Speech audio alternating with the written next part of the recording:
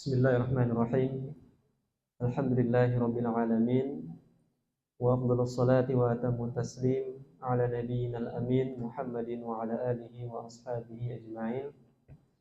Rabbi shrah li sadri wa yassir li amri wahlul 'uqdatam min lisani yafqahu qawli, amma ba'd.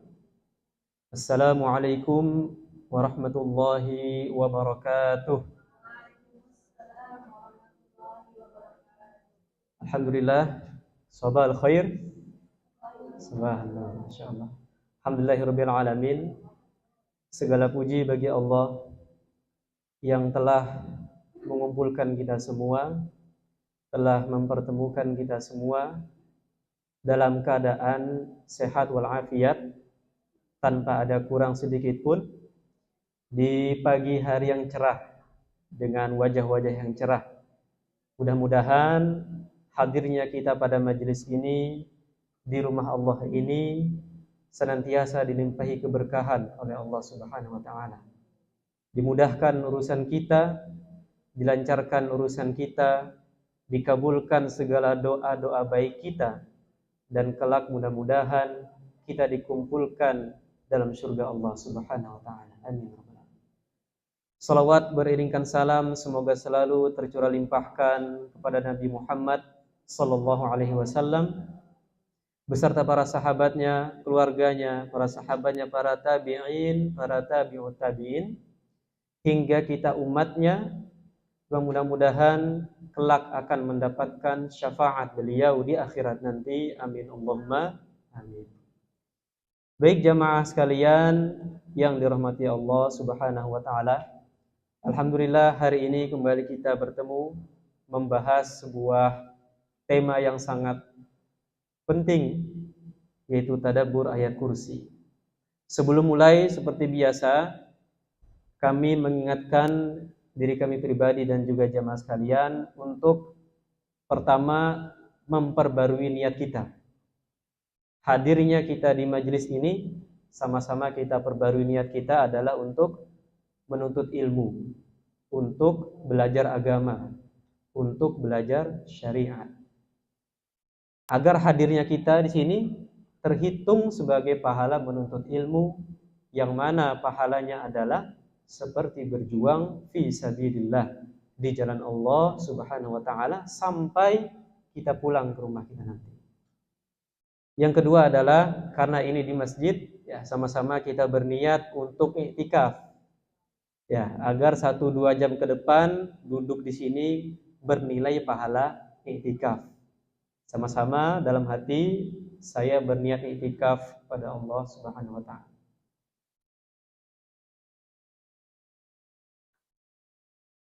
Baik jamaah sekalian yang dirahmati Allah Subhanahu wa taala,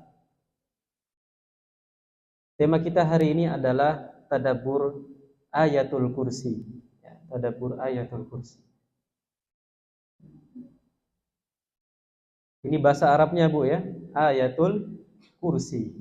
Terjemahannya adalah ayat kursi.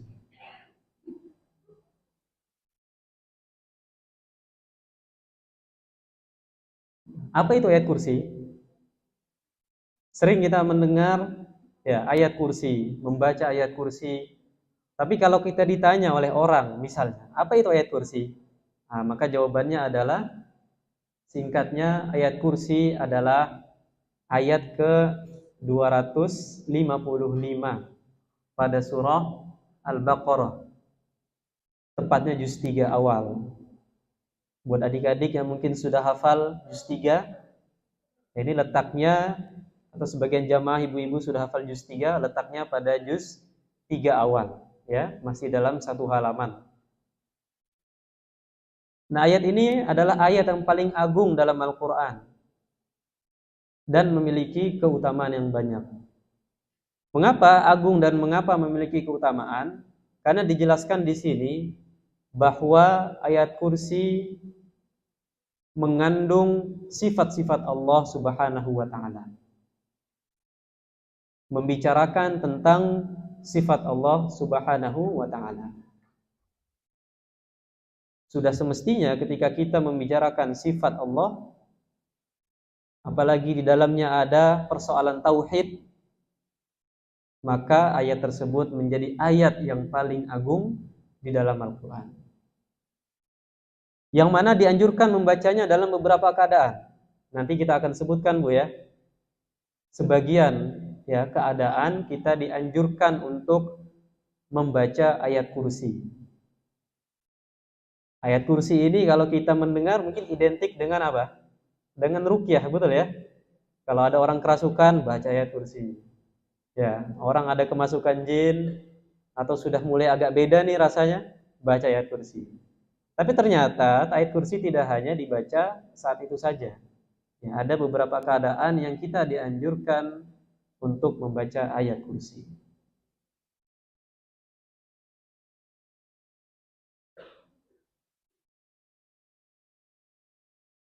Saya next, nggak apa-apa ya.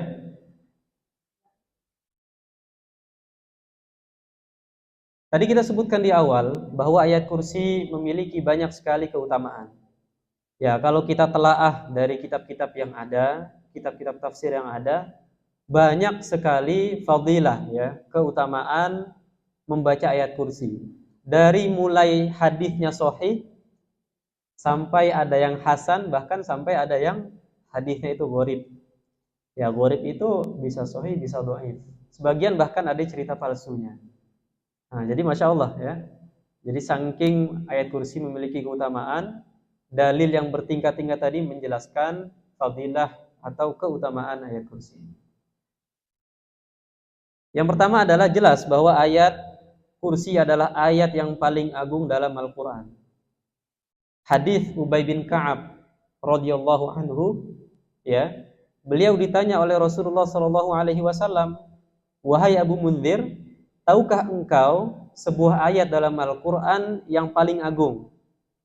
Kemudian Ubay bin Ka'ab menjawab, "Allah dan Rasulnya lebih tahu. Allah wa Rasuluhu a'lam." Ditanya lagi oleh Rasulullah, "Wahai Abul Munzir," ya, ini kunyahnya Ubay bin Ka'ab, "tahukah engkau sebuah ayat yang paling agung dalam Al-Quran?" Langsung dijawab oleh Ubay bin Ka'ab, ayatnya adalah Allahu la ilaha illa wal hayyul qayyum. Kemudian Rasulullah SAW menepuk dadanya Ubay bin Ka'ab, kemudian mengatakan, "Selamat, engkau betul. Selamat atas ilmumu." Mengapa? Disebutkan oleh Al-Imam At-Tirmidzi, seorang ahli hadis, seorang perawi hadis juga, bahwa demi zat, ini kata Rasulullah, demi zat yang jiwaku berada dalam genggamannya, bahwa ayat kursi ini memiliki lidah, lisan, wasyafatain, dan memiliki dua buah bibir. Yang mana lidah dan dua bibir ini untuk digunakan untuk mensucikan Allah Subhanahu wa taala di arsy-Nya Allah. Ini hadisnya. Kemudian keutamaan yang kedua membaca ayat kursi adalah sebagai pelindung rumah dari setan, ya, dari godaan setan. Setan itu bisa sifat, Bu, bisa juga makhluknya. Tapi kalau jin itu sudah jelas makhluknya. Nah, itu bedanya, Bu, ya. Kalau disebutkan jin, itu makhluknya jin itu. Tapi kalau setan, tergantung. Kalau konteksnya sifat, itu sifat bisa. Karena kalangan manusia juga ada yang setan ini. Syayatinal insi wal jinni, setan kalangan manusia dan kalangan jin. Tapi kalau disebutkan konteksnya adalah seorang bertemu dengan setan, maka dia bertemu dengan jin. Nah, tinggal kita lihat konteksnya. Nah, hadisnya adalah, ini cerita dari seorang sahabat bernama Abdurrahman bin Auf radhiyallahu anhu. Ini nama yang sangat terkenal. Ya, biasanya kalau seorang dai yang juga pengusaha sering menyebutkan nama ini. Kenapa? Karena ini sahabat yang kaya raya. Ya, hartanya banyak, infaknya juga banyak. Mengapa dengan sahabat Abdurrahman bin Auf? Beliau ketika memasuki rumahnya, maka beliau membacakan di 4 sudut rumahnya itu ayat kursi. Satu sudut ayat kursi, selesai sudut yang lain, lanjut sampai 4. Saya ambil ini dari tafsir Al-Qurtubi, karya Al-Imam Al-Qurtubi. Kenapa sahabat Abdurrahman bin Auf melakukan ini? Dijelaskan di sini. Karena ya beliau meyakini dengan membaca ayat kursi pada rumah, pada 4 sudut rumah, silahkan, mungkin rumahnya ada yang 5 sudut mungkin, atau cukup sekali saja nggak apa-apa. Ya, beliau meyakini bahwa dengan membaca ayat tersebut sebagai penjaga dari godaan setan, terkhusus dari pojok-pojok rumahnya. Nah, ini bisa kita praktekkan, Bu ya, khususnya buat kita yang punya rumah baru. Ya, atau kita punya usaha kos-kosan, usaha kontrakan, ini bisa kita upayakan agar rumah kita, tempat tinggal kita bebas dari godaan setan, bebas dari gangguan setan. Ada hal yang wajar, Bu, ketika kita punya tempat tinggal baru, rumah baru, kalau tidak dibacakan, biasa ada gangguan di situ. Ya, ini bukan soal takut atau enggak, karena itu memang rumah dia. Kita orang baru di situ, ya, kita penghuni baru. Nah, makanya kita untuk mensterilkan tempat itu, kita bacakan ayat kursi. Ditambah ayat Qul huwallahu ahad, Al-Falaq, An-Nas, dan sebagainya juga bagus. Yang ketiga adalah yang membaca ayat kursi pada pagi hari akan dijaga sampai malam dari setan, dan juga sebaliknya, yang membaca malam akan dijaga sampai pagi hari. Nah, ini mungkin sebagian kita baru dengar. Dalam tafsir Al-Qurtubi juga dijelaskan bahwa ayat kursi itu setara pahala membaca sepertiga Al-Quran. Sama dengan apa, Bu? Surah Al-Ikhlas. Ya. Setara pahalanya ya. Bukan kita seolah-olah membaca sepertiga Al-Quran. Kadang-kala saya pernah menemukan ini, sering menemukan bahkan, udah ngapain khatam Al-Quran? Baca aja Al-Ikhlas 3 kali. Kira-kira betul gak ini, Bu? Nah, ini kurang tepat. Karena membaca Al-Ikhlas itu setara pahala membaca sepertiga Al-Quran. Bukan kita membaca sepertiga Al-Quran. Ini beda.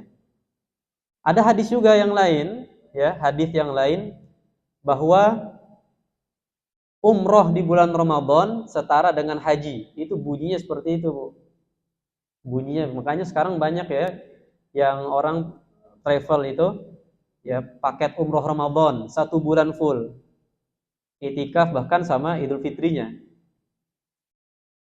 Hadisnya jelas, umrotun fi Ramadan ta'dilu hajjatan. Umroh dalam bulan Ramadan setara dengan haji. Gimana ini? Ya udah, ngapain haji? Kita umroh aja dah bulan Ramadan. Haji lama nunggunya. Nah, ini yang benar adalah setara pahala haji. Bukan seolah-olah kita sudah haji. Enggak. Kalau umrohnya 3 kali haji enggak gitu. Nah, ini perlu kita pahami. Kemudian yang keempat adalah di antara sebab masuk surga. Ya. Dan juga dianggap sebagai orang yang siddiq, orang yang benar, atau abid, orang yang ahli ibadah. Riwayat dari sahabat Ali bin Abi Thalib radhiyallahu anhu bahwa aku mendengar Rasulullah sallallahu alaihi wasallam bersabda, dan beliau sedang berada di atas mimbar, barang siapa yang membaca ayat kursi setiap selesai sholat, maka tidak ada yang dapat menghalangi dia dari masuk surga melainkan kematian. Maksudnya apa? Dia mati langsung masuk surga. Satu-satunya yang menghalangi dia dari masuk surga adalah kematian. Dilanjutkan oleh sahabat Ali radhiyallahu anhu, Rasulullah bersabda, dan tidaklah seorang itu merutinkan membaca ayat kursi kecuali dianggap sebagai orang yang benar, siddiq, atau abid, seorang yang ahli ibadah. Dan barang siapa, nanti kita akan bahas beberapa keadaan, ya kita singgung sedikit saja. Dan barang siapa yang membaca ayat kursi ketika ingin tidur, maka Allah akan mengamankan dia, dirinya, tetangganya, tetangga-tetangganya, dan seluruh rumah yang ada di sekitar situ, sekelilingnya. Nah, bayangkan, Bu, keutamaan membaca ayat kursi. Mungkin kita lupa baca ayat kursi, tetangga kita baca, kita kena efeknya, kita kena dampak baiknya. Nah, ini kan diantara apa?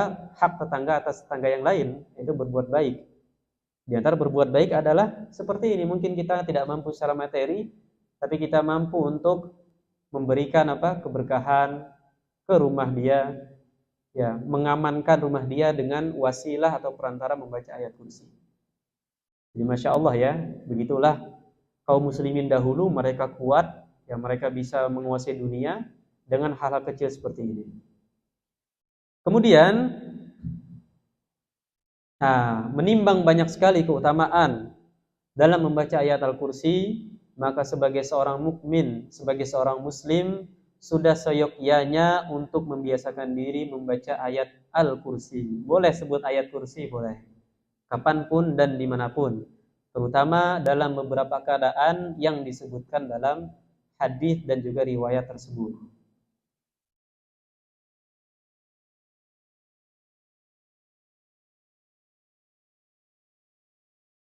Nah, lalu apa saja keadaan kita dianjurkan untuk membaca ayat Al-Kursi? Tadi sudah kita sebutkan di awal, Bu, ya. Ada beberapa keadaan yang kita dianjurkan untuk merutinkan atau membaca ayat Al-Kursi. Yang pertama adalah selesai sholat 5 waktu. Ya, di antara zikir setelah sholat 5 waktu adalah Al-Kursi. Nah, ini berdasarkan hadis sahih riwayat An-Nasa'i. Ya, barang siapa yang membaca ayat kursi setiap selesai sholat, maka tidak ada yang menghalangi dia dari surga kecuali kematian. Tadi sudah dijelaskan juga oleh riwayat siapa? Sahabat Ali bin Abi Thalib. Ya, beliau mengatakan Rasulullah bersabda sedang di atas mimbar, barang siapa yang membiasakan dirinya membaca ayat kursi selesai sholat, maka tidak ada yang menghalangi dia dari masuk surga melainkan kematian.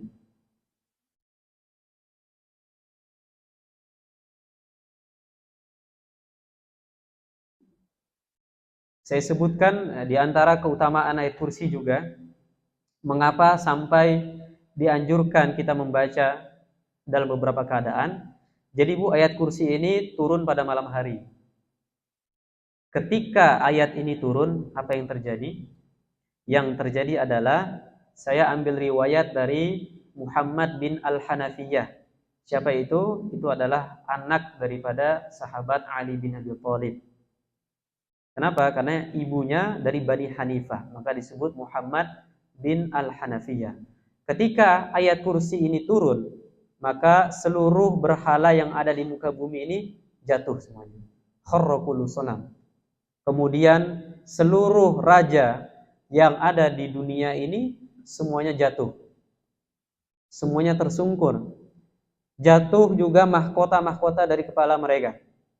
Seluruh setan kabur. Kemudian sampai informasi tersebut kepada iblis. Nah, siapa iblis? Nah, iblis ini adalah, kalau disebut iblis, itu adalah yang tidak mau sujud kepada Nabi Adam alaihissalam. Ini khusus. Katakanlah ketuanya. Iblis ini diriwayatkan dulu bersama malaikat. Sebelum dia membangkang perintah Allah Subhanahu wa taala, bersama malaikat ikut datang untuk membasmi jin-jin yang berbuat kerusakan di muka bumi. Kemudian diciptakan Adam alaihissalam. Kemudian dia membangkang dan keluar dari golongan malaikat. Kemudian sampai berita tersebut kepada iblis alaihissalam. Nah, ternyata iblis memerintahkan pasukannya untuk pergi ke Madinah. Diketahui ternyata diturunkan ayat Al-Kursi. Karena itulah terjadi tadi setan yang kabur, kemudian para raja-raja tersungkur, mahkota jatuh dari kepala mereka, dan lain sebagainya. Keadaan yang kedua adalah sebelum tidur. Nah, ini penting, loh. Jadi di antara amalan kita sebelum tidur adalah kita berwudu, ya. Kita berwudu. Setelah berwudu, ya, di antaranya adalah kita membaca ayat kursi. Boleh ditambah surah Al-Mulk, boleh ditambah Al-Ikhlas, Al-Falaq, An-Nas, doa tidur. Nah, di antara amalannya adalah membaca ayat Al-Kursi. Tadi sudah dijelaskan, ya, barang siapa yang membaca ayat Al-Kursi sebelum dia tidur, maka Allah akan amankan baginya. Kemudian bagi tetangganya, bagi tetangga-tetangganya. Ya, tetangga dari tetangganya. Dan juga seluruh rumahnya. Tetangganya banyak. Nah, tetangga itu mana sih Bu tetangga itu? Tetangga itu kanan, kiri, atas, bawah 40 rumah ya, kurang lebih. Hmm. Nah, kalau nggak kenal tetangga 40 ini berarti belum kenal tetangga. Itu ya, itu 40 rumah. Sebelum tidur. Nah, ada riwayat lain juga. Saya sebutkan di sini hadis sahih riwayat Al-Bukhari. Ini pasti sahih, Bu, ya, karena terdapat dalam sahih Al-Bukhari. Sahih Al-Bukhari itu kitab paling sahih setelah Al-Qur'an. Al-Qur'an, Sahih Bukhari, Sahih Muslim, paling sahih. Di sini dikisahkan, ya, singkatnya adalah sahabat Abu Hurairah radhiyallahu anhu. Ya, insyaallah kita sering mendengar beliau periwayat hadis yang paling banyak. Sahabat Abu Hurairah radhiyallahu anhu bertemu dengan jin pada suatu malam ketika sahabat Abu Hurairah ditugaskan untuk menjaga makanan zakat fitrah Ramadan ya. Ketemu jin ngambil makanannya. Sampai 3 kali, Bu. Sampai 3 kali baru di akhir jin tersebut mengatakan, "Maukah engkau aku ajarkan sebuah kalimat yang dapat melindungi dirimu dan keluargamu dariku?" Apa? Langsung Allahu la ilaha illa wal hayyul qayyum. Abu Hurairah pun mengadu kepada Rasulullah, "Wahai Rasulullah, saya ketemu dengan fulan." Itu sebelum Abu Hurairah tahu kalau itu setan, kalau itu jin. Dia mengajarkan begini, ya, ayat Al-Kursi. Kemudian dijawab oleh Rasulullah, dia adalah pembohong, tapi yang dikatakan tadi itu benar. Ya, jin itu memang pembohong, Bu, tapi yang dikatakan tadi soal ayat Kursi itu benar. Nah, jadi selain kita mengambil kesimpulan bahwa dianjurkan untuk membaca ayat Kursi sebelum tidur, adalah bahwa jin itu pembohong. Banyak bohongnya. Kalau kita ngeruqyah orang, kita jangan langsung percaya dengan omongan jinnya. Biasa kan orang itu ngomong, Bu ya. Yang ngomong itu jinnya sebetulnya. Nah, ketika jin itu ngomong, kita jangan langsung percaya. Jangan langsung percaya. Makanya peruqyah itu harus pintar-pintar untuk mengolah emosinya. Nah, jangan sampai terperdaya dengan tipuan jin. Yang ketiga adalah saat pagi dan petang. Hadis sahih juga, tapi riwayat Al-Imam An-Nasa'i, ya. Pada Sunan An-Nasa'i. Bahwa barang siapa yang membaca ayat Kursi ketika pagi hari, dia akan dijaga dari godaan setan hingga malam hari. Yang membaca malam hari akan dijaga sampai pagi harinya. Dalam riwayat Tirmidzi ditambahkan, Bu, barang siapa yang membaca surah Al-Mu'min, itu Al-Mu'min ada di juz 24, ya. Namanya surah Al-Mu'min, atau sebagian Quran mungkin surah Ghafir. Hamim, tanzilul kitabi minallahil azizil alim, dan seterusnya sampai ilaihil masir. Ditambah membaca ayat Kursi, maka disebutkan di sini apa? Ketika dia membaca pagi hari, hufidhu bihima hatta yumsiya, maka dia akan dijaga dari godaan setan sampai malam hari. Wa man qara'a hina yumsi, barang siapa yang membacanya ketika malam hari, maka dia akan dijaga sampai pagi harinya. Ada cerita juga, Bu, di sini. Cerita sahabat Ubay bin Ka'ab bertemu dengan jin juga. Singkat cerita, ya, jin tersebut ngasih amalan ayat Kursi. Sahabat ketemu jin, Bu, Masya Allah. Kalau kita ketemu jin, gimana responnya kira-kira? Ya, kalau sahabat Abu Hurairah itu bertemu jin dalam wujud manusia, Bu, manusia normal. Sahabat Ubay bin Ka'ab, nanti kita sebut ceritanya di akhir, itu ketemu jin dalam rupa yang aneh, Bu. Ya, mohon maaf, tangannya berbentuk tangan anjing, kepala rambutnya rambut anjing. Tapi dia laki-laki. Nah, ini. Sahabat itu nggak takut, Bu ya. Kita juga nggak boleh takut sama jin. Jin itu makhluk Allah juga. Kenapa kita bisa takut? Ya mungkin kita nggak lihat. Kalau kita lihat mungkin biasa aja, Bu. Kenapa kita takut terhadap sesuatu? Karena kita nggak melihat sesuatu tersebut. Gitu ya. Kita misalnya, kita keluar masjid ini, ada teman ngagetin. Kaget nggak, Bu? Kaget. 2 kali, hari besoknya ngagetin lagi? Kaget. Hari ketiga ngagetin lagi, kaget nggak? Kaget. Terus 4-5 kali masih kaget nggak kira-kira? Enggak, dia lagi kan, udah tahu. Makanya zaman Nabi Sulaiman itu jin dan manusia itu hidup berdampingan, saling melihat, saling hidup ya, tolong menolong, karena semuanya tentara Nabi Sulaiman alaihissalam. Kemudian setelah Nabi Sulaiman wafat, dibuatlah hijab atau penutup antara kita dengan alam jin. Disebutkan dalam surah Al-A'raf, innahu yarakum huwa wa qabiluhu min haitsu la tarawnahum. Sesungguhnya jin itu melihat kalian dan kaumnya juga melihat kalian dari sisi yang kalian tidak bisa melihatnya. Jadi jangan takut Bu ya, jangan takut. Kalau ketemu atau mengalami sebuah kejadian, misalnya baca ayat kursi. Nah, karena ini sudah diajarkan oleh mereka sendiri bahwa ayat kursi dapat melindungi kita dari mereka. Kemudian berikutnya adalah di rumah. Nah, membacanya ketika di rumah. Apa tujuannya?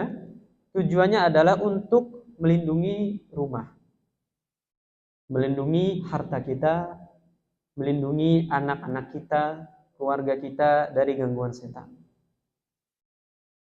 Ya, hadis sahih riwayat At-Tirmidzi, dalam sunan beliau, Sunan At-Tirmidzi.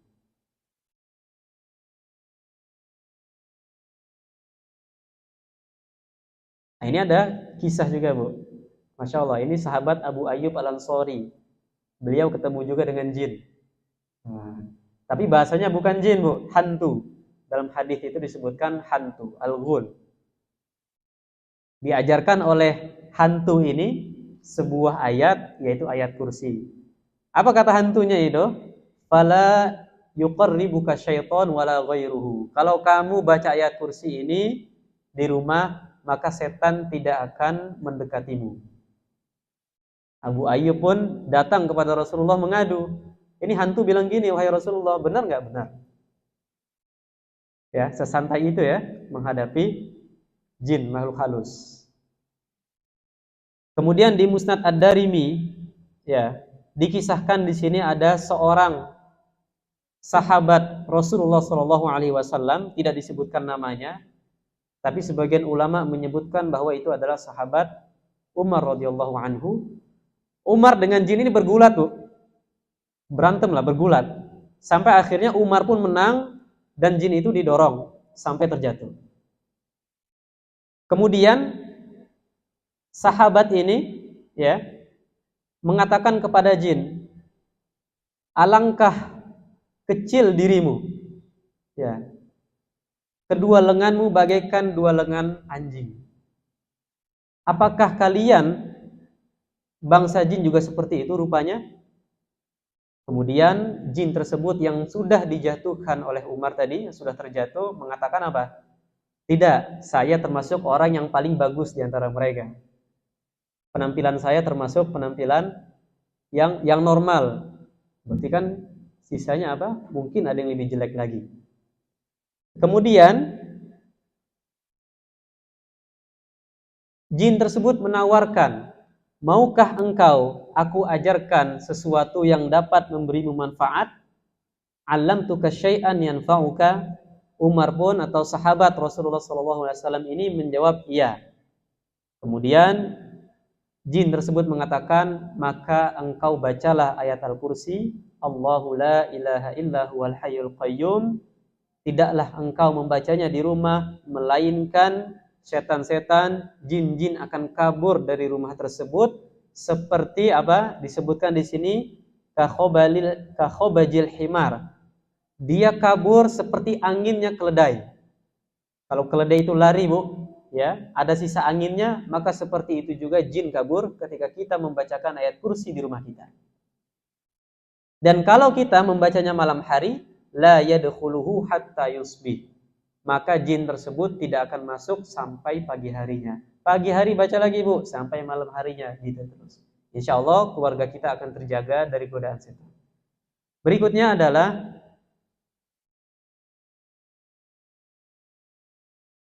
sebelum kita masuk ke inti, yaitu tadabbur ayat Al-Kursi, marilah sama-sama kita membaca ayat Al-Kursi dengan tartil, dengan sama-sama menghayati dan juga meresapi. Mudah-mudahan kebaikan ayat Al-Kursi Allah turunkan kepada kita semua. Wahid اثنين ثلاثة. أعوذ بالله من الشيطان الرجيم. بسم الله الرحمن الرحيم. الله لا إله إلا هو الحي القيوم لا تأخذه سنة ولا نوم له ما في السماوات وما في الأرض من ذا الذي يشفع عنده إلا بإذنه يعلم ما بين أيديهم وما خلفهم ولا يحيطون بشيء من علمه إلا بما شاء وسع كرسيه السماوات والأرض ولا يؤوده حفظهما وهو العلي العظيم. Shadaqallahul azim. Insyaallah kita akan sama-sama mentadabburi ayat Al-Kursi. Mohon disimak, ada 10 poin yang akan kita bedah.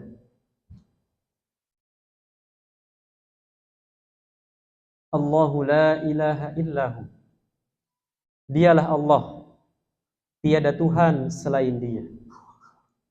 Ayat ini atau penggalan ayat ini menanamkan kepada kita tauhid, bahwa Tuhan kita adalah Allah Subhanahu wa ta'ala. La ilaha illahu, tiada Tuhan selain Allah Subhanahu wa ta'ala. Tiada seorang pun, tiada siapapun yang berhak disembah melainkan Allah Subhanahu wa ta'ala. Hanya Dialah yang berhak disembah, hanya kepadanya lah tertuju semua ibadah dan tidak boleh disekutukan. Kalau kita melihat ayat lain dalam surah Al-Ikhlas misalnya, ketika Allah menyifati dirinya sendiri, qul huwallahu ahad. Katakanlah Muhammad bahwa Allah itu Maha Satu. Qul huwallahu ahad, Allahus samad. Allah itu tempat bergantungnya segala sesuatu. Lam yalid wa lam yulad. Allah itu tidak beranak dan tidak diperanakkan. Wa lam yakul lahu kufuwan ahad. Dan tidak ada serupa baginya. Ini merupakan tauhid loh. Bahwa kita diajarkan tiada Tuhan, tiada sesembahan yang berhak disembah melainkan Allah Subhanahu wa ta'ala. Ayat ini juga mengajarkan kepada kita jangan sampai kita terpengaruh dengan syubhat, ya. Terpengaruh dengan ucapan di luar sana yang mengatakan semua agama itu benar. Yang mengatakan semua agama itu ujung-ujungnya surga. Yang beda hanya jalannya saja. Disertakan dalilnya, disertakan alasannya, urgensi seperti ini. Kemudian kita membenarkan. Makanya kita harus tanamkan dalam hati kita semua tauhid penting bahwa tiada Tuhan selain Allah Subhanahu wa ta'ala. Tiada agama yang diridhoi Allah melainkan agama Islam. Innad dina 'indallahil Islam. Sesungguhnya agama yang paling diridhoi oleh Allah Subhanahu wa ta'ala adalah agama Islam. Lalu bagaimana dengan agama di luar sana? Bagaimana dengan Tuhan-Tuhan di luar sana? Apa sikap kita, Bu? Sikap kita adalah kita meyakini dengan keyakinan kita bahwa Allah Tuhan kita, bahwa Islam adalah agama kita, agama yang paling benar. Dan agama di luar sana salah. Sesembahan di luar sana adalah sesembahan yang batil, sesembahan yang salah. Itu sikap kita. Tapi sikap kita ke mereka jangan seperti itu. Apa diajarkan? Wala tasubbul ladzina yad'una min dunillah. Dalam surah Al-An'am disebutkan wala tasubbul ladzina yad'una min dunillah fayasubbullaha adwan bighairi ilm. Janganlah engkau mencaci maki orang-orang yang tidak menyembah Allah Subhanahu wa taala. Karena mereka akan mencaci maki kita tanpa ilmu, lewat batas. Jadi begitu Bu ya. Toleransi itu adalah kita menghargai ya. Selagi ya kita meyakini bahwa agama kita adalah yang paling benar, kita meyakini bahwa sesembahan kita Allah Subhanahu wa taala adalah yang berhak untuk disembah. Adapun di luar sana tidak berhak untuk disembah, tidak berhak untuk ditujukan kepadanya ibadah. Jangan sampai apalagi yang sudah hadir majelis ini terpengaruh dengan ucapan di luar sana, mengatakan agama itu benar, Tuhan itu banyak ya, atau mengatakan Tuhan itu tidak ada, ya, jangan sampai. Ya, semua agama itu muaranya sama kepada surga. Satu. Kita hanya beda jalan saja, kita hanya beda keyakinan saja, itu jangan sampai terkhusus yang sudah hadir di sini terpengaruh dengan ucapan-ucapan tersebut. Ketika kita sudah meyakini bahwa Allah Subhanahu wa taala tiada Tuhan selainnya, kita juga harus meyakini bahwa Allah itu Al-Hayyu Al-Qayyum. Apa Bu? Al-Hayyu Al-Qayyum. Al-Hayyu adalah yang maha hidup. Jadi tidak sekedar hidup. Kalau hidup, maka akan disusul oleh kematian. Tapi Allah adalah yang maha hidup.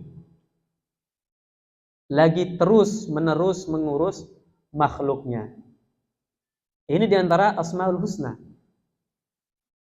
Keyakinan seorang mukmin, ya, keyakinan seorang mukmin itu akan tenang dia menjalani hidupnya sebagai seorang mukmin, sebagai seorang muslim, ketika dia meyakini bahwa Tuhannya adalah Tuhan yang hidup. Tuhan yang hidup, Tuhan yang maha mendengar, Tuhan yang maha melihat, Tuhan yang maha berkuasa, Tuhan yang maha terus-menerus mengurusi kebutuhan makhluknya. Kita akan tenang, Bu. Dan Al-Hayyu Al-Qayyum, ya, ini satu kesatuan. Al-Hayyu Al-Qayyum. Disebutkan satu biasanya.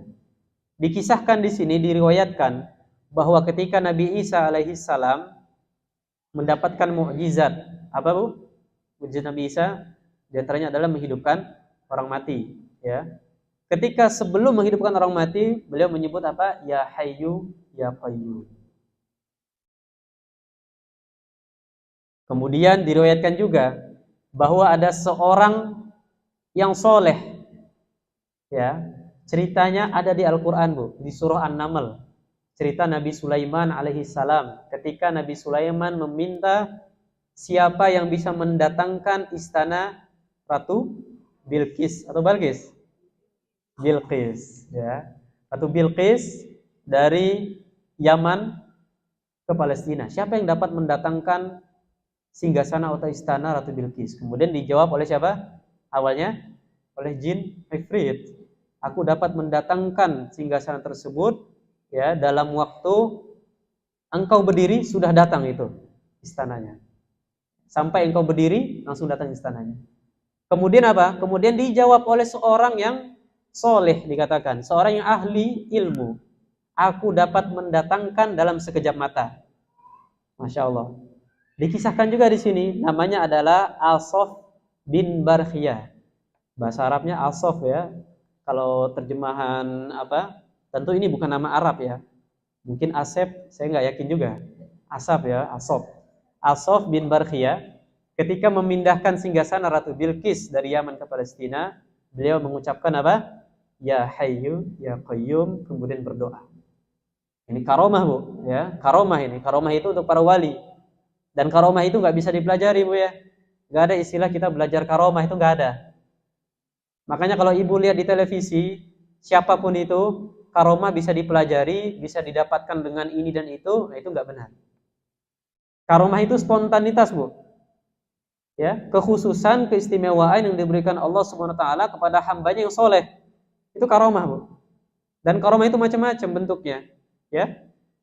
Nggak bisa kita pelajari, saya mau pindah dari tempat ini ke Depok dalam sekejap mata, saya belajar ilmunya, kemudian saya pindah, itu bukan karomah, itu jin. Itu ada kerjasama jin. Nah, Al-Saf bin Barkhiyah, di antara karomah beliau adalah bisa memindahkan singgasana Ratu Bilqis dari Yaman ya ke tempat Nabi Sulaiman di Palestina dalam sekejap mata. Kalau di ayat itu disebutkan sampai matanya, kelopak matanya itu melek lagi, ya terbuka lagi, sudah ada singgasananya Ratu Bilqis. Di antara zikir yang dibaca oleh seorang yang soleh, Al-Saf bin Barkhiyah, adalah Ya Hayyu Ya Qayyum. Masya Allah. Ibu rutinkan deh. Ya Hayyu Ya Qayyum. Ada kesulitan, Bu? Ya Hayyu Ya Qayyum. Ya Allah, mudahkan urusan hamba. Ada hal-hal yang menyedihkan kita, Ya Hayyu Ya Qayyum, berdoa. Karena di antara yang diperbolehkan untuk kita tawassul adalah dengan membaca Asmaul Husna. Enggak apa-apa, Bu. Tawassul itu apa? Jadi kita menjadikan perantara kita dengan Allah. Nah, ini memang permasalahan khilafiyah ya, perselisihan pendapat memang. Tapi di antara yang dibolehkan adalah kita bertawassul dengan Asmaullahil Husna. Ya Hayyu Ya Qayyum, wahai Allah yang Maha Hidup, yang Maha mengurus makhluknya, mudahkanlah urusan hamba, hamba punya hutang sekian, punya urusan sekian, lunaskanlah ya Allah. Itu enggak masalah, bahkan bagus. Bahkan peluang doanya terkabul itu lebih besar.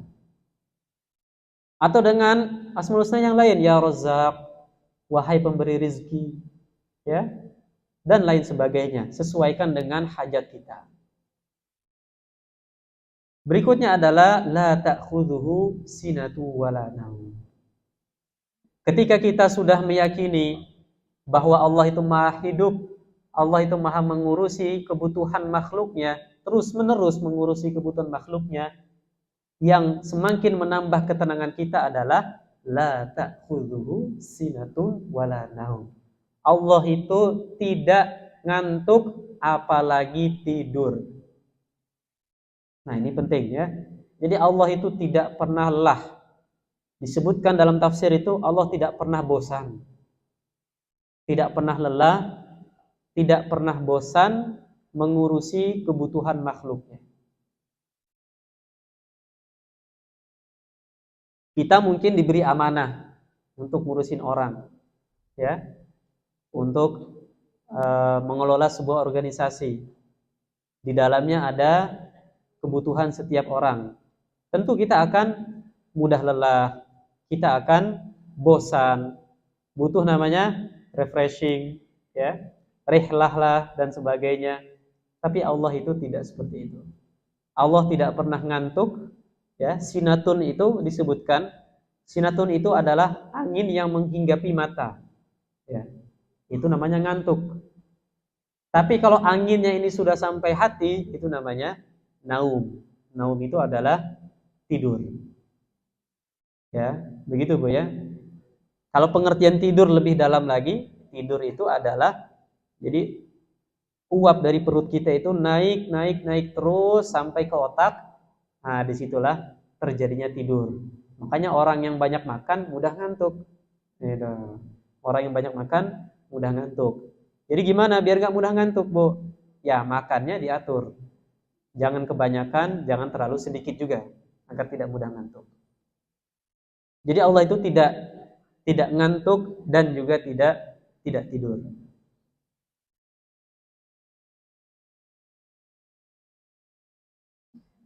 Lahu ma fis samawati wa ma fil ardh. Miliknya lah apa yang ada di langit dan apa yang ada di bumi. Semua yang ada di langit dengan 7 lapisnya, semua yang ada di bumi dengan 7 buminya, semuanya milik Allah Subhanahu wa taala.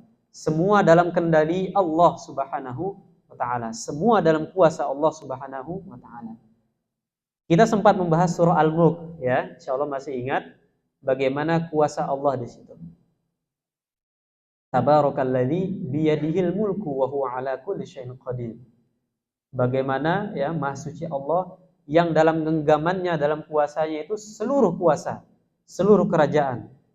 Wa huwa ala kulli syai'in qadir, dan Allah Maha kuasa atas segala sesuatu. Termasuk di antara kuasa Allah adalah urusan kita, Bu.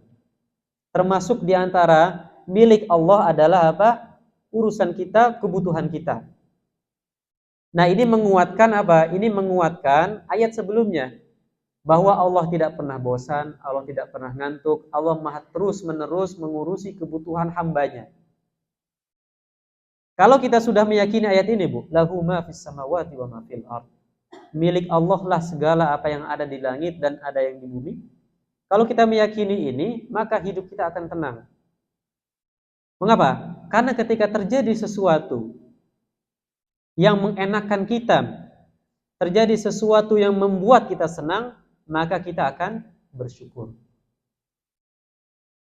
Lalu ketika ada sesuatu yang membuat kita sedih, yang membuat kita risau, ya, maka kita akan bersabar. Dan dua-duanya baik. Disebutkan dalam hadis, ketika seorang mukmin itu mendapat sebuah nikmat, mendapat sebuah kesenangan, maka dia pun bersyukur. Ketika dia ditimpa oleh musibah, ditimpa oleh hal yang menyedihkan dia, maka dia pun bersabar, dan dua-duanya adalah baik untuknya. Makanya ketika kita tadi sudah meyakini ayat ini, bahwa milik Allah lah apa yang ada di langit dan yang di bumi, dalam keadaan apapun, senang maupun sedih, suka maupun duka, maka kita akan tetap bersyukur. Jangan sampai kita seperti disebutkan dalam surah Al-Fajr, ya, fa'amal insanu idza mabtalahu rabbuhu fa'akramahu wa na'amahu fayaqulu rabbi akraman. Adapun manusia, ayat ini turun untuk orang kafir, ada yang mengatakan kepada Utbah bin Rabi'ah, ada yang mengatakan Abu Hudzaifah bin Al-Mughirah, mengatakan Umayyah bin Khalaf, Ubay bin Khalaf. Akan tetapi maksudnya manusia secara umum. Adapun manusia ketika diuji oleh sebuah kenikmatan, fa akramahu, kemudian dimuliakan oleh Allah Subhanahu wa taala, maka dia pun mengatakan Rabbi akraman. Tuhanku telah memuliakanku. Dia bangga, Bu. Saya lagi kaya, saya lagi punya jabatan, punya kedudukan, punya pangkat. Kemudian dia dengan berbangga-bangga dia mengatakan apa? Rabbi akraman. Tuhanku telah memuliakanku, sedang memuliakanku. Lalu ayat berikutnya apa? Wa amma idza mabtalahu faqadara alaihi rizqahu fayaqulu rabbi ahanan. Akan tetapi ketika ditimpa, ya, oleh musibah misalnya, diuji oleh musibah, diuji oleh sedikitnya harta, maka dia mengatakan apa? Fayaqulu rabbi ahanan. Tuhanku telah menghinakanku. Masya Allah. Ini jangan sampai terjadi pada diri kita, Bu. Sekarang mungkin alhamdulillah keadaan kita lapang, ya, rezeki lancar, urusan lancar. Jangan sampai dengan keadaan seperti ini membuat kita lupa diri, Bu. Kemudian kita dianggap ini Allah sedang memuliakan saya. Ya, dengan berbangga diri tanpa bersyukur, tanpa mengucapkan alhamdulillah. Lalu ketika ditimpa musibah dan Allah Maha berkuasa atas itu, langsung jatuh dia di posisi bawah, dia mengatakan apa? Tuhanku telah menghinakanku. Insyaallah. Mengapa bisa terjadi seperti ini? Kalau saya mengira ini dibangun atas mindset yang salah. Mindsetnya apa? Dia memandang sebuah nikmat, sebuah rezeki itu dari materi. Ketika datang materi, ya, ketika sedang banyak-banyaknya, ketika sedang di atas-atasnya, maka itu adalah rezeki baginya. Itu adalah sebuah nikmat baginya. Lalu ketika ini semua diambil, dia menganggap apa? Dia sedang dihinakan oleh Allah Subhanahu wa taala. Makanya mindset kita harus dirubah, Bu. Ya, pola pikir kita harus dirubah. Rezeki itu bukan hanya sekedar materi. Bukan hanya sekedar uang, bukan hanya sekedar pencapaian kita. Adalah rezeki ketika kita diberi kesehatan, Bu. Kita diberi waktu luang, bisa hadir di majelis ini. Kita diberikan keluarga yang sakinah, mawaddah, warahmah. Hidup kita tenang. Walaupun hidup kita pas-pasan, ya, tidak terlalu kaya, tidak terlalu miskin. Tapi kita merasakan ketenangan dalam hati kita, yakinlah bahwa itu adalah rezeki dari Allah Subhanahu wa taala. Ini penting, Bu. Kalau kita memandang rezeki hanya dari materi, ketika sedang di bawah tadi kita akan mengatakan saya sedang dihinakan Allah Subhanahu wa taala. Sehingga dia semakin jauh dari Allah. Makanya kembali lagi, kita harus meyakini bahwa milik Allah lah segala yang ada di langit dan yang ada di bumi, bahkan diri kita milik Allah. Ketika seorang meninggal, kita mengatakan apa? Inna lillahi wa inna ilaihi raji'un. Sesungguhnya kami adalah milik Allah. Inna lillahi wa inna ilaihi. Dan kami kelak akan kembali kepada Allah Subhanahu wa ta'ala. Semua adalah titipan, Bu, ya. Yang punya kelebihan harta, dijaga hartanya. Ada hak orang lain di situ, diinfakkan, bayar zakat, ya, tunaikan semua kewajibannya. Ada hak orang lain yang sedang kekurangan harta, jangan bersedih. Barangkali dengan itu Allah menjaga kita dari kemaksiatan, Bu. Sebuah analogi bagus yang saya dapatkan ketika kita memandang sebuah, katakanlah materi, ya, Allah memberikan kenikmatan atas orang lain, ya, tidak dengan kita, misal orang lain lebih kaya. Bagaimana kita memandang tersebut? Kita pandang bahwa rezeki itu layaknya sebuah pakaian. Orang yang badannya besar, bajunya besar nggak? Besar juga. Orang yang badannya kecil, bajunya kecil juga. Pernah nggak kita iri, Bu, dengan orang yang pakai baju besar? Atau orang yang besar, bajunya besar, iri dengan orang yang pakai baju kecil? Mungkin iri, Bu, ya, kalau itu, ya. Insyaallah. Jadi analogi saya seperti itu. Jadi kalau kita melihat ada orang di atas kita dari segi materi, Allah berikan keluasan rezeki, kelapangan rezeki, maka itu mungkin layak baginya, Bu. Mungkin dengan itu dia bisa membantu orang banyak. Dengan itu dia bisa berinfak. Dia punya wadah, dia punya yayasan sosial. Dan bisa jadi harta yang sama dilimpahkan ke kita bukan untuk kebaikan. Malah kita gunakan seenak kita. Kita hidup foya-foya, kita hamburkan harta kita. Bisa jadi. Maka jangan risau, Bu, semua butuh proses. Yang terpenting adalah kita tetap istiqomah di jalan Allah Subhanahu wa ta'ala. Kita mencari uang, mencari rezeki dari jalan yang halal. Itu terpenting, Bu. Hasil urusan Allah. Kita hanya tekuni prosesnya saja. Kemudian berikutnya adalah man dzalladzi yashfa'u 'indahu illa bi'idzni. Tidak ada yang dapat memberi syafaat di sisinya, di sisi Allah Subhanahu wa ta'ala, tanpa seizin Allah Subhanahu wa ta'ala. Ada kata syafaat di situ. Apa arti syafaat itu? Syafaat itu apa? Pertolongan. Ya, syafaat itu pertolongan. Atau mungkin konsepnya adalah menambal kekurangan. Kita ada kurang nih, Bu, ya, ditambal oleh yang lain. Itu konsep syafaat. Tidak ada yang dapat memberi syafaat di sisi Allah Subhanahu wa ta'ala tanpa seizin Allah Subhanahu wa ta'ala.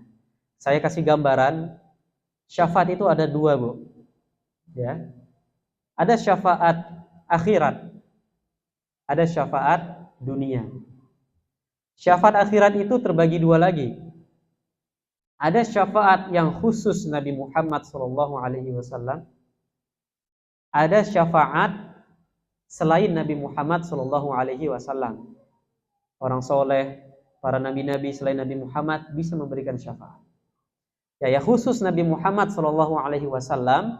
Yang pertama adalah asy-syafa'atul uzma. Ya, asy-syafa'atul uzma. Apa itu syafaat uzma? Ibu kalau pernah membaca surah Al-Isra misalnya, disebutkan di situ apa? Maqaman mahmuda. Artinya adalah syafaat uzma. Apa itu? Syafaat uzma adalah ketika nanti di padang mahsyar. Sudah kita singgung, Bu, ya, di padang mahsyar itu bagaimana keadaannya, bagaimana panasnya, bagaimana jarak matahari ke kita, bagaimana sulitnya kita sampai, mohon maaf, kita telanjang tapi kita tidak peduli dengan kanan, kiri, depan, belakang kita. Ketika padang mahsyar, seluruh makhluk yang ada sedang menunggu hisab, Bu, menunggu pertanggungjawaban di hadapan Allah. Akan tetapi Allah mengakhirkan prosesnya itu. Sehingga apa? Sehingga makhluk yang sedang menunggu ini semakin lama menunggunya, semakin menderita, semakin panas. Akhirnya dalam hadis disebutkan apa? Disebutkan mereka pun meminta tolong kepada nabi yang ada di situ. Nabi Nuh, ya, Nabi Isa, minta tolong semuanya. Dan nabi-nabi ini menjawab apa? Tidak bisa. Aku tidak bisa memberi syafaat. Lalu terakhir, para makhluk ini yang sedang menunggu hisab datang kepada Nabi Muhammad SAW. Lalu Nabi Muhammad SAW meminta izin kepada Allah Subhanahu Wa Taala untuk memberi syafaat. Maka Allah izinkan Nabi Muhammad beri syafaat dan hisab pun dipercepat. Insyaallah. Ini syafaat uzma. Uzma itu azim, besar, jadi berlaku ke seluruh yang ada di situ. Ada syafaat yang kedua, Bu. Ini syafaat khusus Nabi Muhammad SAW masih dalam poin yang pertama. Yang kedua adalah syafaat untuk ahli surga, ya, yang sudah ahli surga untuk masuk surga. Ini kaitannya dengan apa? Kaitannya dengan Rasulullah SAW yang pertama kali membuka pintu surga. Ketika sudah dibuka oleh Rasul, maka yang lain pun, ahli surga yang lain masuk surga juga. Nah, ini syafaat. Karena kata malaikat, ya, kata malaikat yang menjaga pintu surga ini, ketika Nabi Muhammad pun mengetuk, mengucapkan salam, dijawab oleh malaikat, ditanya, siapa engkau? Aku Muhammad. Malaikat pun menjawab, oh ya, silahkan. Aku tidak diizinkan untuk membuka pintu ini selain kepada engkau. Itu kata malaikat penjaga pintu surga. Jadi Nabi Muhammad SAW memberikan syafaat kepada ahli surga untuk masuk ke dalam surga. Masya Allah, Bu ya, Nabi akhir zaman, umat akhir zaman, umat yang paling banyak masuk surga, Nabi yang pertama kali mengetuk pintu surga. Itu Nabi Muhammad SAW. Syafaat yang ketiga, yang khusus Nabi Muhammad adalah syafaat untuk paman beliau, siapa, Bu? Abu Thalib. Abu Thalib ini Masya Allah, kalau kita baca di sirah, Bu ya, di sejarah Nabi Muhammad, sejarah kenabian, bagaimana perjuangan Abi Thalib membantu dakwah Rasulullah SAW. Semua difasilitasi, Bu. Tapi apa? Satu sayangnya saja. Satu, Abu Thalib mati dalam keadaan kafir. Mati dalam keadaan tidak beriman. Satu saja. Diajak Nabi untuk masuk Islam, gak mau. Makanya Nabi pun sedih, Bu. Nabi pun sedih.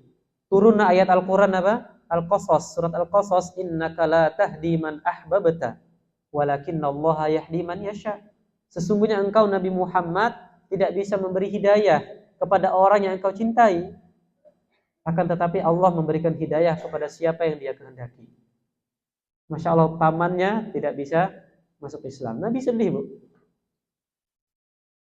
Akan tetapi apa? Allah berikan keistimewaan kepada Nabi Muhammad, kekhususan. Allah izinkan untuk memberi syafaat kepada Abu Thalib. Apa? Diringankan azabnya. Tetap di neraka, Bu, tapi diringankan azabnya. Abu Thalib yang seharusnya berada di neraka yang dalam,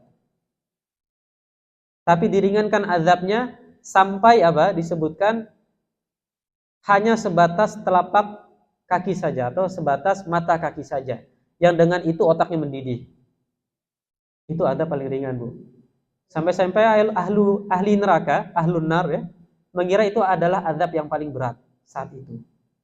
Ketahuilah itu adalah azab yang paling ringan kepada pamannya Abu Thalib, pamannya Rasulullah SAW Abu Thalib, yaitu apa? Hanya sebatas mata kaki sampai otaknya mendidih. Itu yang paling ringan. Selebihnya tidak bisa. Kemudian yang keempat adalah syafaat Rasulullah SAW untuk umatnya, ya, untuk manusia yang masuk surga tanpa hisab. Sudah kita singgung, Bu ya, dan saya ingat masih siapa waktu itu ada ibu yang bertanya bagaimana cara kita masuk surga tanpa hisab. Ada hadisnya, Bu, ya. Hadisnya adalah akan ada sekelompok dari umatku 70.000 orang, di hadisnya itu masuk surga tanpa hisab. Siapa mereka? Adalah mereka yang tidak minta ruqyah. Yang kedua, tidak meramal nasib. Yang ketiga, mereka yang bertawakal kepada Allah Subhanahu wa taala. Ada berapa? 70.000 orang yang akan masuk surga tanpa hisab. Maksud 70.000 itu apa? Sebagian mengatakan, ya memang 70.000. Sebagian mengatakan lagi, ini bukan angka pasti, Bu. Karena orang Arab itu ketika menyebut suatu yang banyak, mereka nyebutnya 70, mereka nyebutnya 700, mereka nyebutnya 7, nyebutnya 7.000. Makanya ada istilah apa itu? Qiraat sab'ah ya. Bacaan Al-Quran yang 7 itu bukan 7, Bu, tapi banyak maksudnya. Ya, itu variasi bacaannya banyak, tidak hanya 7. Tapi kenapa disebutkan 7? Karena kebiasaan orang Arab menyebut sesuatu yang banyak itu dengan 7. Saya condong pendapat ini, bahwa tidak terbatas pada 70.000 saja, tapi banyak, dan mudah-mudahan kita di dalamnya, Bu. Ya, mudah-mudahan kita di dalamnya, kita masuk surga tanpa hisab. Ada orang masuk surga tanpa hisab. Ada orang masuk surga dengan hisab yang ringan. Disebutkan dalam Al-Quran itu bahasanya hisaban yasiro, hisab yang ringan. Maksud hisab ringan itu gimana, Bu? Kita datang ke hadapan Allah, Allah menyebutkan semua kesalahan kita dari awal sampai akhir, kita jangan membantah, kita diam saja, sudah semua, sudah, Allah masuk surga. Itu hisab ringan, Bu. Jadi kita jangan sekali-sekali membantah. Allah cuma sebutkan semua aib kita, semua kejahatan kita, semua dosa-dosa kita saat di dunia. Sampai selesai, masuk surga. Ada orang yang hisabnya sulit, Bu. Nah ini yang kita sama-sama berlindung, Bu ya. Di antara hisab yang lama yang sulit adalah orang yang kaya, orang yang banyak uangnya. 1 perak dihisab, ini kemana larinya ini? 1.000 ini larinya kemana ini? Ini lama, Bu. Makanya Ibu ya, kita semua, kalau kita pandai menggunakan harta dalam kebaikan, dalam jalan Allah Subhanahu Wa Taala, mudah-mudahan hisab kita juga akan mudah, akan ringan. Makanya tadi disebutkan dalam surah Al-Fajr bahwa berlimpahnya harta itu adalah ujian. Bisa nggak kita amanah dengan harta yang Allah titipkan ini? Nah, mudah-mudahan kita bisa masuk dalam kategori masuk surga tanpa hisab. Amin rabbal alamin. Kemudian berikutnya adalah syafaat yang umum, berlaku untuk seluruh, baik Rasulullah SAW, para nabi-nabi lain, orang-orang soleh, para wali, dan lain sebagainya. Jadi orang soleh itu bisa memberikan syafaat, Bu. Ya, orang soleh dan solehah pastinya bisa memberikan syafaat kepada temannya dahulu yang ternyata di akhirat nanti masuk neraka. Bisa, Bu. Makanya Ibu hafalkan sekarang teman-teman Ibu yang rajin, yang rutin hadir majelis ilmu, yang hadir, yang rutin tadabbur, rutin tadarus Al-Quran. Ibu hafalkan, ketika di akhirat, ketika kita misalkan masuk ke dalam neraka, ada teman kita yang nolong kita. Ada teman kita yang narik kita kembali ke surga. Makanya ukhuwah Islamiyah itu motivasinya adalah apa? Sama-sama masuk ke dalam surga. Sama-sama saling menasehati, watawasau bil haqqi watawasau bis sabri, saling berwasiat dalam kebenaran, saling berwasiat dalam kesabaran. Wa ta'awanu 'alal birri wat taqwa wa la ta'awanu 'alal itsmi wal udwan. Tolong menolong dalam kebaikan dan takwa. Jangan tolong menolong dalam dosa dan permusuhan.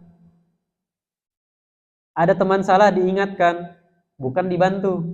Ada aibnya teman ditutup, bukan disebarkan. Ini penting, Bu ya. Jadi ukhuwah Islamiyah di antara kita itu dibangun, motivasi terbesarnya adalah bisa masuk surga sama-sama. Makanya di sini disebutkan jenis yang pertama adalah syafaat untuk mereka yang sudah masuk neraka kemudian dikeluarkan dari neraka. Yang kedua adalah syafaat bagi mereka yang sudah berhak dicap sebagai ahli neraka, tapi karena kita temannya dahulu yang sama-sama ya ngaji bareng, tadarusan bareng, kita masya Allah, alhamdulillah kita masuk surga, teman kita masuk neraka, kita bisa menolong dia. Sudah dicap ahli neraka, tidak ya Allah, dia dulu temanku yang membantuku untuk istiqomah mengaji, dia membantuku untuk istiqomah menghafal Al-Quran, sebab dialah aku bisa hadir di majelis ini, sebab dialah aku bisa hadir di ta'lim ini, maka keluarkanlah dia dari neraka. Keluar, ditarik oleh sahabatnya masuk ke dalam surga Allah Subhanahu wa taala. Kemudian syafaat jenis yang kedua adalah syafaat dunia. Nah, syafaat dunia ini adalah tolong menolong antara kita. Ya, kita tolong menolong, kita saling membantu. Ini disebut juga dengan syafaat. Ada teman kita kesulitan, Bu. Teman kita kesulitan, teman kita dalam keadaan sedih, kita bantu dia, kita hibur dia, kita tanya apa keperluan dia, apa yang mesti kita bantu. Ini diantara bentuk syafaat, bentuk pertolongan kita kepada dia. Dan seluruh syafaat tadi, seluruh syafaat yang telah kita jelaskan tadi, maka apa? Tidak ada yang dapat memberi syafaat di sisinya tanpa izin Allah Subhanahu wa ta'ala. Jadi jangan sekali-sekali kita meyakini bahwa dengan kita menolong orang, kemudian orang tersebut tertolong itu karena kita, itu jangan, Bu. Orang terbantu dengan harta kita, kemudian terbersit dalam pikiran kita, ini karena saya ini. Kalau nggak saya tolong, nggak bakal gini. Buang jauh-jauh gitu. Kalau terbersit pikiran itu dari setan, buang jauh-jauh. Dia nih sekarang bisa sholat, itu karena saya dulu yang ngajar. Itu karena saya yang dulu ngajarin dia itu. Kalau saya nggak ngajarin, saya nggak nunjukin dia jalan, dia mungkin masih sesat sekarang, Masya Allah. Hebat sekali ente. Punya kuasa apa kita, Bu? Jangan sampai pikiran ini terbersit dalam hati kita. Ya, semua yang terjadi sekarang, teman kita dalam keadaan baik, dalam keadaan taat kepada Allah, itu adalah karena Allah Subhanahu wa ta'ala memberikan kesadaran kepada dia. Itu namanya hidayah, Bu. Makanya hidayah itu dibagi dua, ada hidayah irsyad, ada hidayah taufik. Penting kita dalam memahami hidayah. Hidayah irsyad itu kita mengajak orang lain. Orang sadar atau enggak, itu namanya hidayah taufik. Pernah enggak kita ngajak orang nggak mau? Pernah, sering mungkin. Itu bedanya. Jadi Allah memberikan kita ya kuasa, kemampuan untuk namanya mengajak, dakwah. Itulah disebut hidayah irsyad. Kita mengajak, kita membimbing. Ada disebut hidayah taufik. Taufik itu hatinya mau atau enggak. Orang yang kita ajak ini mau atau enggak, itu hak prerogatif Allah Subhanahu wa ta'ala. Berikutnya adalah ya'lamu ma baina aydihim wa ma khalfahum. Dia atau Allah mengetahui apa yang ada di hadapan mereka dan apa yang ada di belakang mereka. Ada yang mengatakan di hadapan mereka adalah dunia. Ya, di belakang mereka adalah akhirat. Dan sebaliknya. Di hadapan mereka adalah akhirat, di belakang mereka adalah dunia. Ayat ini mengajarkan kita bahwa Allah itu tahu segala perbuatan kita. Ya, tahu segala perkataan kita. Innallaha bikulli syai'in alim. Allah Maha mengetahui atas segala sesuatu. Jangan sampai ada pikiran kita Allah nggak melihat. Allah nggak tahu apa yang kita ucapkan.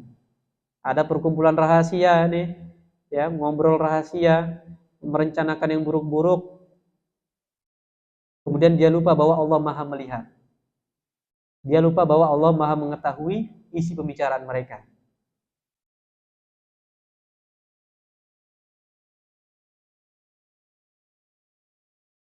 Berikutnya adalah wala yuhituna bisyai'in min 'ilmihi illa bima syaa. Mereka tidak mengetahui sesuatu apapun dari ilmunya kecuali apa yang dia kehendaki. Jadi hakikatnya semua ilmu yang kita dapatkan itu, Bu, semua ilmu yang kita pelajari itu dari Allah Subhanahu wa ta'ala. Dan beda antara ilmu seorang, ilmu makhluk dengan ilmu Allah itu beda. Ilmu makhluk itu, ya, itu bertahap, Bu. Dari mulai kita tidak tahu apa-apa, kemudian kita belajar, kita sedikit tahu, belajar lagi, mulai tahu, belajar lagi sampai sudah tahu, belajar lagi sampai jadi pakar. Jadi kita butuh proses. Itu ilmu kita, Bu, ilmu makhluk. Tapi kalau ilmu Allah itu, ini keyakinan, ini akidah, Bu, ya. Ilmu Allah itu satu. Tidak terbagi-bagi, tidak berproses. Dalam satu waktu Allah tahu semua yang terjadi sekarang. Itu ilmu Allah. Jadi Allah tidak ada penghalang antara dia dengan sebuah kejadian, itu enggak ada. Dalam satu waktu yang sama Allah tahu segala yang terjadi. Itu ilmu Allah. Nah, makanya mereka tidak mengetahui sesuatu apapun dari ilmunya, ilmu Allah Subhanahu wa taala, kecuali apa yang Dia kehendaki. Allah kalau berkehendak kita untuk pintar, bisa memahami agama, maka Allah akan membuat kita paham.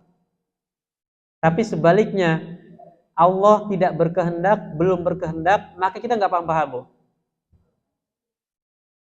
Mungkin sebagian kita sulit untuk menangkap materi, sulit menangkap pelajaran. Karena Allah belum berkehendak. Mungkin di antara sebabnya adalah apa? Di antara sebabnya kita tidak menghargai ilmu.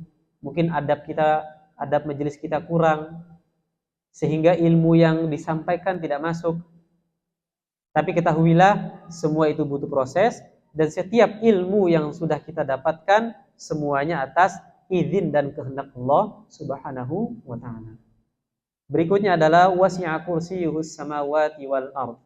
Kursinya saya artikan di sini adalah ilmu dan kekuasaan Allah Subhanahu wa ta'ala. Jadi kursi itu, nah kenapa disebut ayat kursi, Bu? Karena ada kata al-kursi di situ. Tapi maksudnya kursi di sini adalah ilmu dan kekuasaan Allah Subhanahu wa ta'ala, meliputi langit dan bumi.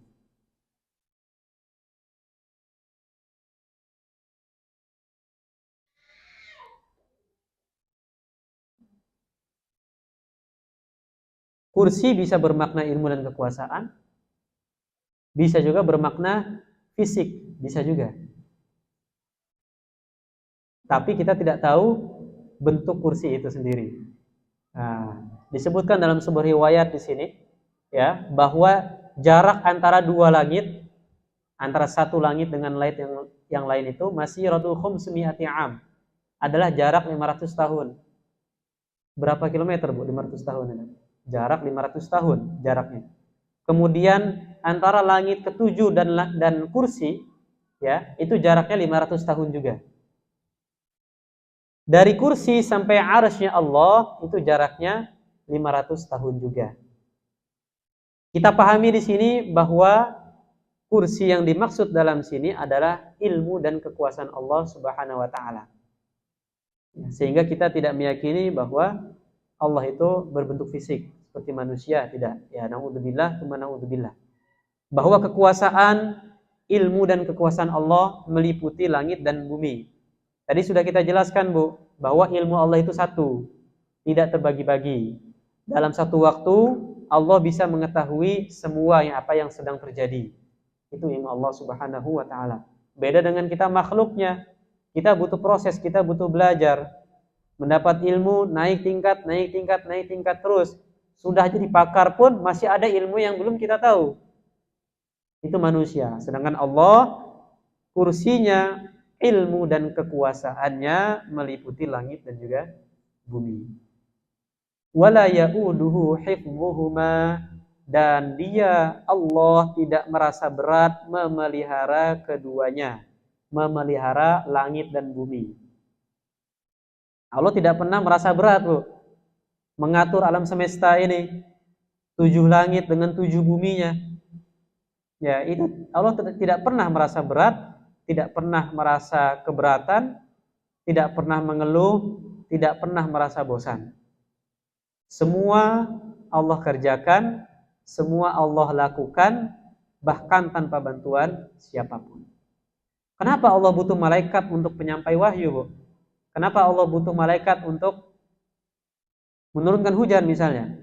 Allah butuh malaikat untuk menanyakan mayat yang ada dalam kubur. Karena apa? Ada hikmah di situ. Nah, hikmah ini adalah nanti kita akan bahas di kesempatan lain. Ya, di antara hikmahnya adalah kita meyakini bahwa semua makhluk-makhluk yang tadi Allah tugaskan itu atas kendali Allah Subhanahu wa ta'ala. Itu di antara hikmahnya. Di antara hikmahnya juga kita lebih semangat dalam beribadah. Ya, kita lebih semangat dalam menjaga syariat, menjaga agama Allah Subhanahu wa ta'ala. Allah butuh enggak kita untuk ibadah, Bu? Kira-kira. Allah butuh nggak sholat kita itu? Enggak. Allah butuh nggak zakat kita? Allah butuh baca Quran kita? Enggak sama sekali, Bu. Mau satu dunia ini kafir semuanya, Allah tetaplah Allah. Tetaplah Dia yang paling berkuasa, tetaplah Dia yang paling melihat, paling mengetahui, paling mendengar. Mau satu dunia ini Islam semua, tidak akan menambah kekuasaan Allah walaupun sejengkal. Enggak. Kekuasaan Allah itu satu semuanya, enggak akan berkurang, enggak akan bertambah. Satu, ya. Itu akidah kita. Bahwa Allah tidak pernah merasa berat. Allah tidak butuh dengan makhluknya. Allah tidak butuh dengan ibadah makhluknya. Sebaliknya, Bu, kita yang butuh dengan ibadah kita. Kita yang butuh dengan sholat kita. Kita yang butuh dengan Quran kita. Mudah-mudahan dengan ibadah-ibadah kita ini mendapatkan rahmat Allah Subhanahu wa taala, dan dengan modal rahmat ini menjadi sebab kita masuk surga. Makanya di hadis itu disebutkan, Bu, bahwa tidak ada seorang pun yang masuk dalam surga dengan amalnya. Pernah dengar mungkin hadisnya, Bu, ya? Tidak ada seorang yang masuk surga karena amalnya. Salat kita mungkin riya, zakat kita mungkin maksudnya lain, ya. Puasa kita mungkin tidak untuk Allah. Tapi kita masuk surga karena rahmat Allah Subhanahu wa taala. Bahkan Nabi Muhammad pun begitu. Masuk surga karena rahmat Allah Subhanahu wa taala. Nah, cara untuk mendapatkan rahmat Allah adalah dengan memperbanyak ibadah kepada Allah Subhanahu wa taala. Untuk mendapat rahmat Allah, untuk mendapat ridha Allah, dengan ini kita bisa masuk ke dalam surganya. Amin ya rabbal alamin. Yang terakhir, error nih, Bu, ya. Wa huwal aliyyul azim. Dialah yang maha tinggi lagi maha agung. Mohon maaf, ini ada something wrong. Itu adalah wa huwal aliyyul azim. Wa huwal aliyyul azim. Dialah Allah yang maha tinggi lagi maha agung. Tinggi maksudnya luhur, Bu, ya. Bukan tinggi fisik, ya. Agung itu maksudnya besar, luas kekuasaannya, bukan besar fisiknya. Karena akidah kita sebagai Ahlussunnah wal Jamaah adalah tidak menganggap Allah sebagai fisik.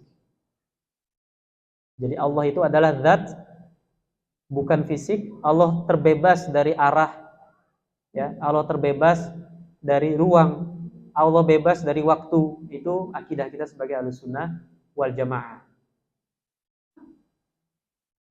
Yang maha tinggi, maha luhur, ya, maha luhur, maha tinggi atas makhluknya, dan maha agung, ya, yang maha agung, yang maha mulia. Itu maksud daripada dialah yang maha tinggi dan juga maha agung.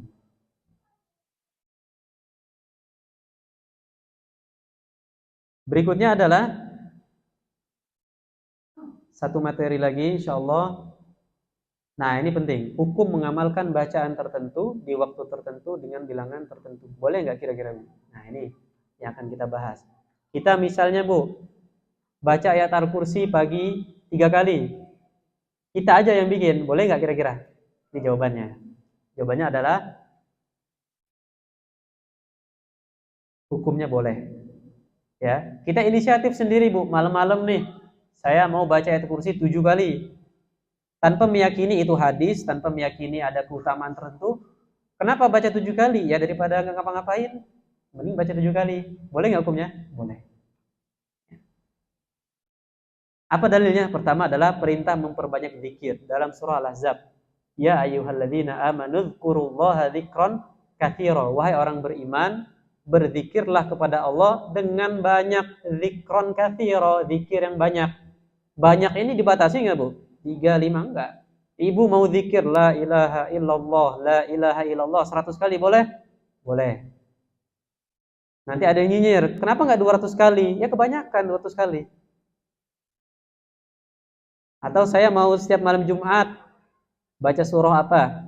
Surah Yasin. Saya mau malam Jumat baca surah Al-Mulk misalnya. Boleh enggak itu? Boleh. Ada yang bilang, kenapa enggak Al-Baqarah? Ya kebanyakan Al-Baqarah. Ya kan? Kebanyakan ya al-mulk aja. Syukur kita masih ingat, Bu. Syukur kita masih mau zikir, masih mau baca Al-Qur'an. Itu simpelnya, Bu ya. Yang kedua adalah anjuran kita memiliki hizib. Nah, hizib ini ada sebuah hadis. Hizib itu hadisnya adalah Rasulullah Shallallahu alaihi wasallam bersabda, "Man nama an hizbihi aw an syai'in minhu faqarahu fi ma baina salatil fajri wa salatil dhuhri kutiba lahu ka'annama qara'ahu minal lail." Siapa yang tertidur meninggalkan hizibnya di malam hari, ya, coba dikasih kurung itu hizib ya. Lantas dia membacanya di antara sholat subuh dan sholat zuhur, maka seolah dia telah membacanya di malam hari. Sama pahalanya. Nah, hizib ini diartikan oleh Ibnu Athir rahimahullah, hizib adalah sesuatu bacaan atau sholat yang dirutinkan oleh seorang seperti wirid, itu hizib. Jadi ada anjurannya, Bu. Kita memiliki hizib, memiliki wiridan lah kalau bahasa kitanya ya. Wiridan tertentu lah, zikir tertentu, amalan tertentu. Nah, yang ketiga adalah Syekhul Islam Ibnu Taimiyah rahimahullah. Beliau memiliki zikir khusus. Insyaallah nama ini sudah tidak asing, Bu ya. Ibnu Taimiyah seorang ulama abad ke-8 ya. Wafat tahun 728 Hijriah. Banyak disebutkan oleh para dai di kitab-kitab juga pendapat beliau. Sebagian diambil juga karena maslahat. Nah, Imam Ibnu Taimiyah, Syekhul Islam Ibnu Taimiyah mempunyai zikir tertentu. Nanti kita bahas. Ini kita ambil dari kitab Madarijus Salikin karya Imam Al-Jauziyah. Ibnu Qayyim Al-Jauziyah. Apa saja zikir beliau? Pertama adalah Ya Hayyu Ya Qayyum. Ya Hayyu Ya Qayyum. Beliau mengatakan barang siapa yang membaca Ya Hayyu Ya Qayyum arba'ina marrah, 40 kali. Arba'ina marrah kulla yaum, setiap hari. 40 kali setiap hari. Baina sunnatil fajri wa sholatil fajri, antara sholat sunnah subuh 2 rakaat dengan sholat subuhnya itu 40 kali. Ya Hayyu Ya Qayyum la ilaha illa anta birahmatika astaghits, itu lengkapnya. Ya Hayyu Ya Qayyum la ilaha illa anta birahmatika astaghits, itu zikir lengkapnya. Maka apa yang terjadi? Maka dia akan mendapatkan ketenangan hati. Hatinya akan selalu hidup dan hatinya tidak pernah mati. Karena kita bisa semangat ibadah, kita bisa menjalani kehidupan kita dengan baik karena hati kita hidup, Bu. Hidup itu dengan zikrullah, dengan zikir kepada Allah Subhanahu wa taala. Boleh enggak rutinkan kita mulai besok, Bu? Ya Hayyu Ya Qayyum la ilaha illa anta birahmatika astaghits 40 kali antara sholat sunnah sampai subuh, boleh? Boleh. Yang mau mengamalkan silahkan. 40 kali, insya Allah tidak akan makan waktu banyak, ya. Paling 5 menit, mungkin kurang. Ya Hayyu Ya Qayyum la ilaha illa anta birahmatika astaghits. Adanya. Ya Hayyu Ya Qayyum la ilaha anta birahmatika astaghits. Nah, yang ketiga, mengulang bacaan Al-Fatihah. Nah, ini merupakan amalan beliau juga, Bu. Bahwa Syekhul Islam Ibnu Taimiyah rahimahullah, beliau mengulang-ulang bacaan Al-Fatihah. Ya, dengan keyakinan apa? Dengan keyakinan dengan membaca Al-Fatihah terkhusus pada ayat Iyyaka na'budu wa iyyaka nasta'in paling bermanfaat untuk meminta pertolongan kepada Allah Subhanahu wa taala. Sebelum doa baca Al-Fatihah dulu. Ya, 1 kali boleh, 2 kali boleh, 3 kali boleh. Yang penting kita dalam mengamalkan ini, kita tidak meyakini bahwa ini ada hadisnya, enggak. Kita meyakini ini ada riwayatnya, enggak. Karena dalam Islam, dalam syariat Islam itu permasalahan zikir itu luas, Bu ya. Tidak dipersempit harus sesuai dengan apa yang dalam hadis, enggak. Kita boleh bikin zikir tertentu untuk memuji Allah Subhanahu wa taala, ya, agar hati kita selalu hidup. Agar hati kita selalu hidup, ya, selalu tenang, boleh kita bikin zikir sendiri, Bu. Nah, biasanya dengan zikir tertentu akan ada fadilah atau keutamaan yang datang. Nah, ini juga, Bu, membaca ayat sakinah. Ayat sakinah itu adalah ayat tenang. Ayat ketenangan. Di sini dalam kitab ini disebutkan ada 6 ayat sakinah. Dalam surah Al-Baqarah ayat 248, At-Taubah, Al-Fatah, surah Al-Fatah ada 3. Nah, nanti mungkin kapan-kapan bisa kita bahas. Ayat sakinah. Sakinah itu apa artinya? Tenang. Ya, kayaknya sakinah, mawaddah, warahmah. Sakinah itu tenang, mawaddah itu apa? Cinta, ya. Mawaddah, rahmah itu rahmat.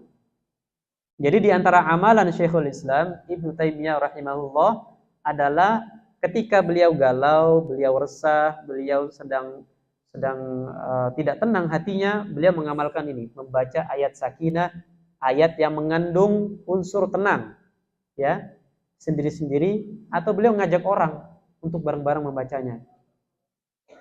Boleh dicatat, Ibu, Al-Baqarah ayat 248. Boleh diamalkan kalau lagi galau, baca ini. Al-Baqarah ayat 248. Kemudian surah At-Taubah ayat 26. At-Taubah ayat 26. Ada lagi At-Taubah ayat 40. Sama. Kemudian Al-Fatah. Al-Fatah itu juz 26, ya, ayat 4. Al-Fatah ayat 4, Al-Fatah ayat 18, Al-Fatah ayat 26. Ibu bisa amalkan ini, lagi tenang, lagi galau, hati lagi nggak tenang, amalkan ini insya Allah tenang. Apalagi zikirnya Al-Quran, Bu. Nah, makin banyak lagi keutamaan yang kita dapatkan. Yang terakhir adalah Imam Ahmad bin Hambal. Pernah dengar, Ibu?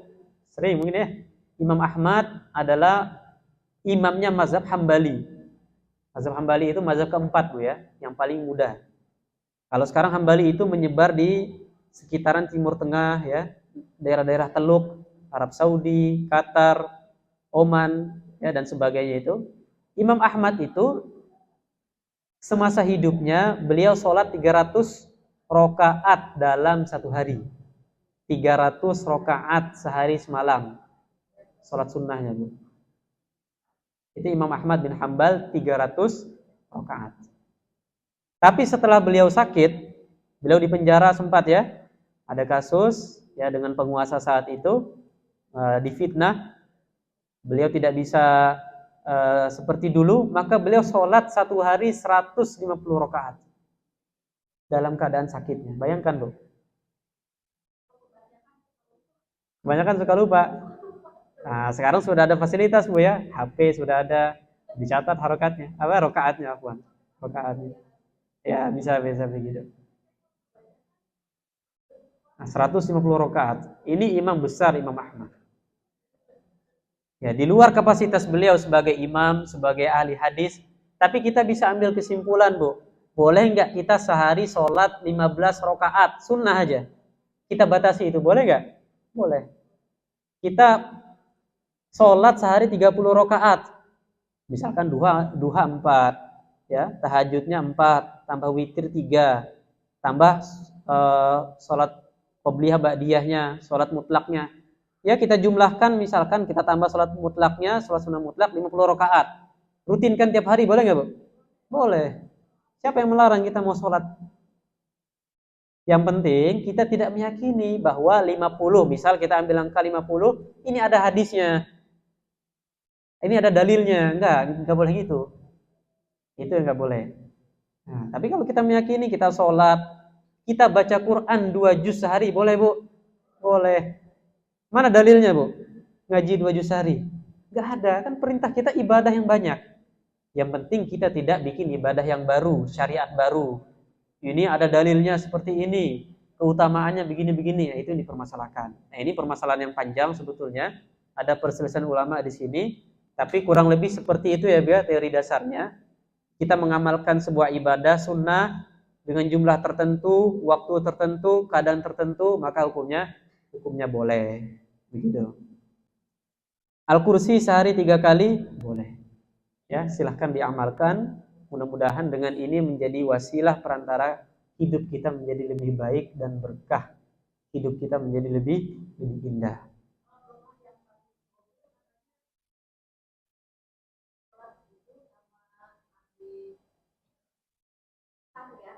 Ya, betul. Masya Allah, bagus, bagus. Nah, bagus. Bisa dicontoh sama yang lain, Ibu.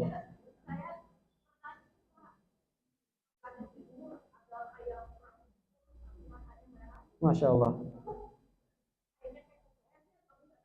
Mimpi atau benar itu, Bu? Betul.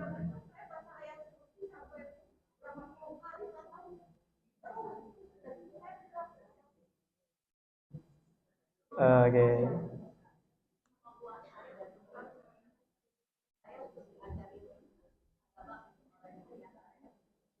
Ya.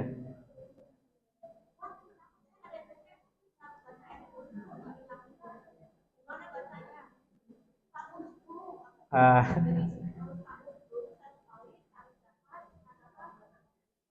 ya betul. Ya. Oke. Masya Allah, Masya Allah. Nanti boleh ditiru sama yang lain ya. Nah, jadi kejadian seperti ibu ini ketemu dengan makhluk itu mungkin terjadi. Mungkin kenapa? Karena jin itu Allah berikan kemampuan untuk menyerupai makhluk. Nah, dengan bentuk apapun. Kalau yang saya dapati riwayatnya di sini ada 4 sahabat yang sudah bertemu dengan jin. Bertemu, Bu, ya, fisik begitu. Pertama sahabat Ibnu Abbas.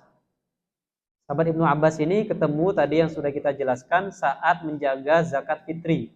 Datang jin ngambil makanan, kemudian dilepaskan oleh sahabat Ibnu Abbas. Seterusnya, ya sampai ketiga kalinya jin tersebut mengajarkan ayat Al-Kursi kepada Ibnu Abbas radhiyallahu anhu. Yang kedua ada Ubay bin Ka'ab. Nah, Ubay bin Ka'ab ini beliau punya kurma, beliau punya keranjang isinya kurma. Kok hilang kurmanya ini? Kok berkurang begitu? Suatu malam ketika dilihat ternyata ada seorang makhluk yang berbentuknya rupanya seperti anak kecil yang balik, anak yang baru balik, tapi tangannya tangan anjing, ya, eh, rambutnya rambut anjing. Kemudian ditanya oleh sahabat Ubay bin Ka'ab, kamu orang atau jin? Saya jin. Ya, sesantai itu, Bu, ya. Jadi saya harap kita kalau ketemu dengan seperti itu biasa saja. Jangan aneh-aneh ya, jangan anggap wah ini ya, nanti dia bakal bunuh kita. Nggak bisa, Bu. Jin itu nggak bisa bunuh kita. Itu film itu, Bu. Ya, yang kita lihat itu film itu, yang bisa bunuh, bisa ya apa nusuk kita itu film. Jin itu nggak bisa bunuh kita. Jadi kita harus yakin, kita harus mantap. Gitu. Ditanya, kamu jin atau manusia? Saya jin. Singkat cerita diajarkan ayat Al-Kursi. Yang ketiga ada Abu Ayyub Al-Ansori, hantu perempuan ini, ya, mengambil makanannya sahabat Abu Ayyub Al-Ansori. Kemudian diadu oleh Rasulullah. Singkat cerita hantu ini mengajarkan ayat Al-Kursi. Yang terakhir sahabat Umar bin Khattab. Ketemu jin di jalan, digulat oleh Umar, jinnya kalah, dijatuhkan oleh Umar, kemudian diajarkan ayat Al-Kursi oleh jin tersebut. Sekian dan terima kasih. Silahkan jamaah yang ingin bertanya. Kami cukupkan. Hadanallahu wa iyyakum ajma'in. Mohon maaf atas salah dan khilaf. Assalamualaikum warahmatullahi wabarakatuh. Silakan. Bebas, Ibu. Para ibu-ibu yang ingin bertanya, silakan.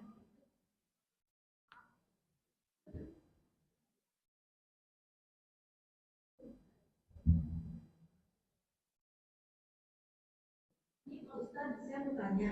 Ya, silakan Ibu. Saya pernah ikut di kakak saya kan di Pamulang punya pengajian. Terus saya ikut katanya. ada sholat nggak tahu berapa puluh kali katanya seumur hidup, kalau bisa harus melakukan itu, nggak tahu 100 nggak tahu berapa sampai kakek saya lepas nggak bisa berdiri. Apa sebutannya itu, Bu? Saya pernah mendengar itu juga. Istilah di Ibu apa? Sholat taubat. Sholat apa? Sholat tasbih. Tasbih. Saya sih dibuatannya sama imamnya aja, saya sampai saya itu apa itu nggak tahu berapa 100 hari atau berapa 100 rakaat itu. Terus yang kedua, kalau kita mau puasa, kalau saya misalnya hitung-hitungannya katanya puasa Muharram itu satu hari dengan sama dengan puasa Ramadan 3 hari. Terus saya nanti bulan Muharram mama puasa gitu ya. Terus kata suami saya, jangan hitung-hitungan pahalanya, kalau mau puasa puasa aja. Gimana? Oke, bismillahirrahmanirrahim.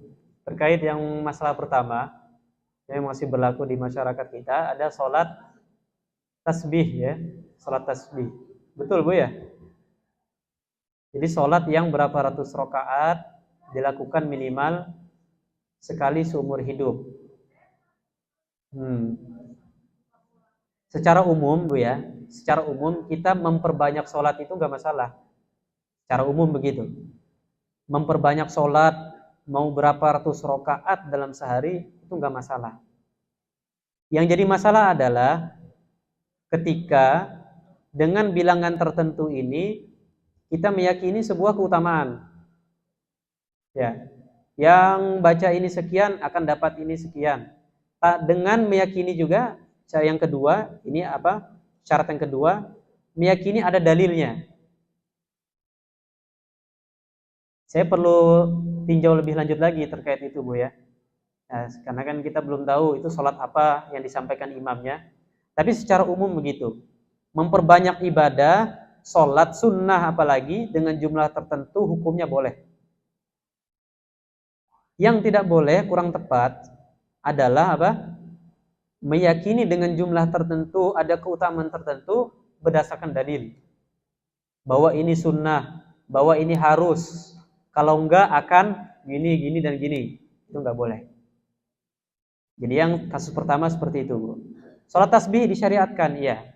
Akan tetapi dengan jumlah tertentu, dengan keutamaan tertentu, berdasarkan dalil ini itu, ini perlu kita tinjau lebih lanjut.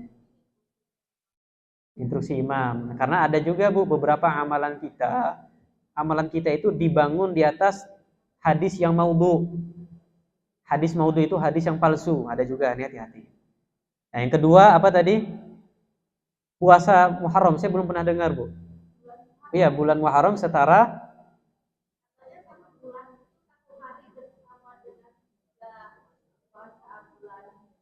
Ramadan. Masya Allah, saya belum pernah dengar itu. Riwayatnya atau minimal pendapat ulamanya saya belum pernah dengar. Kalau puasa Muharram ada. Nah, puasa Muharram itu ada yang disunahkan, itu ada 3 hari. Yang utamanya Bu ya, ada puasa Tasu'a, ada puasa Asyura, puasa 11, ada puasa 9 Muharram, puasa 10 Muharram, puasa 11 Muharram. Ada tingkatannya ini. Mau puasa 3-3-nya boleh, puasa 2 boleh, puasa salah satunya boleh. Kalau ditambah Senin Kamis pas bulan Muharram, lebih bagus lagi. Ditambah Ayyamul Bidnya 13, 14, 15, lebih bagus lagi. Tapi kalau tadi yang kata Ibu, itu pahalanya setara 3 kali puasa wajib seharinya itu. Saya belum pernah dengar.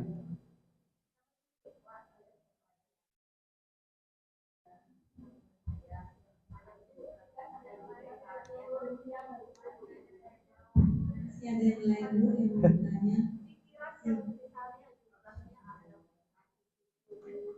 Ya.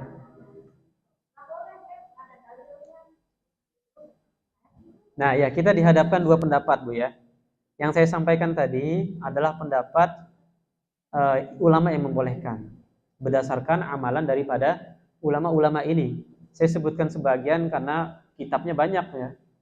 Tidak mungkin disebutkan semuanya. Yang kedua, ada sebagian ulama yang berpendapat bahwa menghususkan bilangan tertentu, ibadah tertentu di waktu tertentu dengan tata cara tertentu itu bid'ah. Bid'ah. Ibu mau ikut yang mana? Itu kan jawabannya. Kalau kita tenang, hati kita tenangnya ikut yang pendapat yang membid'ahkan, silahkan, nggak masalah. Mungkin kita tenang, kita khawatir nanti dengan ini kita jatuh ke dalam kebid'ahan, ini nggak masalah. Ada ulama, diantaranya saya sebutkan di sini ada Al-Imam Asy-Syatibi. Ya, beliau mengatakan itu termasuk perkara yang mengada-ada dalam syariat. Ada Al-Imam Syekh Abu Bakar Zaid mengatakan itu bid'ah. Silahkan. Jadi ibu ikut yang mana? Tapi untuk kasus tertentu tadi yang sholat ini kita kan belum tahu di lapangannya Bu ya. Jadi secara umum seperti itu. Silahkan yang lain. Sama-sama. Pak, saya mau tanya. Tadi Bapak bilang kalau kita sebelum tidur sebaiknya berwudu, Pak. Tapi kan kadang ketika kita mau tidur udah wudu, mata tuh belum mau tidur gitu Pak ya. Jadi masih terus tiba-tiba mau buang air kecil atau buang gas gitu Pak ya. Nah itu kita harus wudu lagi apa bagaimana Pak? Kalau berkali-kali maaf, betul ada lambung gitu ya, kita buang gas gitu Pak ya. Itu apa harus pulang kali wudu gitu Pak? Insyaallah. Assalamualaikum. Jadi memang anjuran sebelum tidur adalah kita berwudu Bu ya. Kita wudu, kemudian kita membaca di antara wiridannya adalah ayat kursi ya, kemudian membaca surah Al-Mulk boleh, tambah surah Al-Ikhlas, Al-Falaq, An-Nas, doa tidur ya dan lain sebagainya. Kemudian tidur menghadap kanan. Itu anjurannya seperti itu Bu. Tapi ada beberapa keadaan yang menyulitkan, maka kita jangan sampai berusaha mengamalkan sunnah tapi malah menyulitkan diri kita sendiri. Itu nggak boleh. Karena Islam itu dibangun di atas kemudahan. Jadi syariat Islam itu dibangun di atas kemudahan. Ada sebagian orang yang berpenyakit, dikit-dikit kencing, dikit-dikit kentut, ya. Ada dalam istilah fikih itu salisul baul namanya, dikit-dikit kencing. Ada salisul rih, dikit-dikit buang angin. Dalam fikih ini ada pembahasan tersendiri. Bagi orang yang seperti ini, maka dia enggak udah sholat kentut, batal sholatnya, wudu lagi, ya kentut lagi enggak. Nah ini ada pembahasan tersendiri, maka dia boleh wudu selama wudunya itu sudah masuk waktu. Kemudian dia sholat, dia kentut pas sholat berapa kali pun, tapi ini penyakit Bu ya. Orang yang penyakit sering keluar kencing, ini seolah nggak ada penahannya lagi, dia nggak sadar kencingnya keluar. Mungkin ada penyakit seperti itu sebagian kita, tapi bagi kita yang masih normal, beser aja ya bahasanya itu. Ya, beser itu kita masih kerasa sebenarnya, masih bisa nahan, maka ini berlaku kaidah orang-orang biasa. Tinggal disesuaikan tadi keadaan ibu, ya sekiranya memang menyulitkan kita untuk dikit-dikit buang angin, kencing, apalagi punya penyakit, harus wudu berkali-kali, satu malam bisa 10 kali wudunya. Saya sarankan ya sudah, nggak apa-apa ditinggalkan. Yang penting wiridnya tetap dilakukan. Insya Allah itu jadi penjagaan kita selama tidur Bu. Nah, tapi kalau sekali lagi tidak menyulitkan Bu, ya masih bisa lah. Mungkin 2 kali wudunya, 3 kali, ya disesuaikan Bu. Itu masih bisa ya sudah. Diulang lagi wudunya. Begitu Bu ya. Insya Allah jelas. Silakan yang lain. Ada lagi?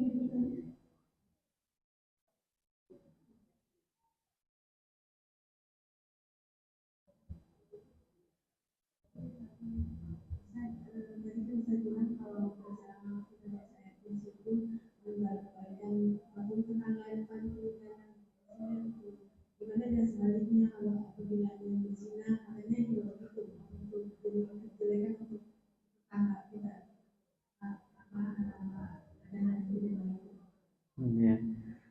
Kalau soal zina, yang saya tahu ya, zina itu pertama dosa besar, jelas dosa besar. Yang kedua, zina ini adalah dosa yang apabila tidak taubat pelakunya harus dibayar oleh keturunannya. Dalam artian begini Bu, makanya kita hati-hati dengan zina keluarga kita, anak keturunan kita. Kalau ada seorang berzina tapi dia tidak bertobat, ya maka akan dibayar oleh keturunannya. Mungkin keturunannya akan berzina juga, atau akan dizinahi oleh orang lain. Makanya ini dosa turunan, zina itu. Ini serem. Makanya zina itu di antara dampaknya adalah nasab itu berantakan. Ada orang zina, mohon maaf Bu ya, punya hamil, kemudian nikah, seharusnya nasabnya ke ibunya bukan ke bapaknya. Karena bukan bapak syar'i istilahnya itu. Tapi bapaknya ini sudah terlanjur lah, sudah jadi bapak lah, akhirnya menikahkan putrinya tadi. Seharusnya nggak boleh jadi wali. Jadilah dia zina lagi kan? Karena nikahnya nggak sah kan? Nikahnya nggak sah, dia zina lagi, zina turunan istilahnya. Nah, itu di antara keburukan daripada zina. Secara umum kemaksiatan itu berpengaruh ke semua Bu. Tetangga, utamanya keluarga kita. Makanya seorang salaf bernama Sufyan Ats-Tsauri mengatakan, ketika aku bermaksiat, dan tentu maksiatnya para ulama itu beda dengan kita. Ketika aku bermaksiat, aku melihat istriku, tungganganku berubah sifatnya. Aku melihat ada perubahan pada mereka. Ini dampak dari kemaksiatan. Dan tentu semakin besar maksiat, semakin besar dampak daripada maksiat itu, ya maka dampaknya juga akan meluas. Keberkahan dari keluarga kita dicabut, dari sekeliling kita dicabut. Tentu dengan beberapa syarat. Tetangganya nggak peduli dia, dibiarkan orang tahu sebelahnya zina Bu, dibiarin. Tahu sebelahnya nih, mohon maaf, mungkin yang tinggal dekat kos-kosan yang campur, wallahu alam kita nggak tahu. Tapi andai kita tahu bahwa ada perzinahan di situ, kemudian kita membiarkan, kita kena efeknya Bu. Kita kena efeknya. Makanya minimal, dan ini diantara apa? Diantara nahi munkar kita begitu. Minimal kita kalau tidak mendoakan, kita beritahu pihak yang berwenang bahwa di sini ada yang berzina. Terserah setelah itu misalkan mau ditindak atau tidak, tapi kita sudah berusaha. Makanya ada seorang alim, ini kisahnya dikisahkan dalam sebuah riwayat, dia juga diazab. Jadi ada satu daerah semuanya maksiat kecuali dia. Allah merintahkan kepada malaikat untuk diazab semuanya. Satu daerah ini, satu kampung ini, diazab semuanya. Malaikat protes, karena malaikat hanya tahu yang nampaknya saja kan, yang zahirnya. Ini ya Allah, ini ada satu orang alim di sini.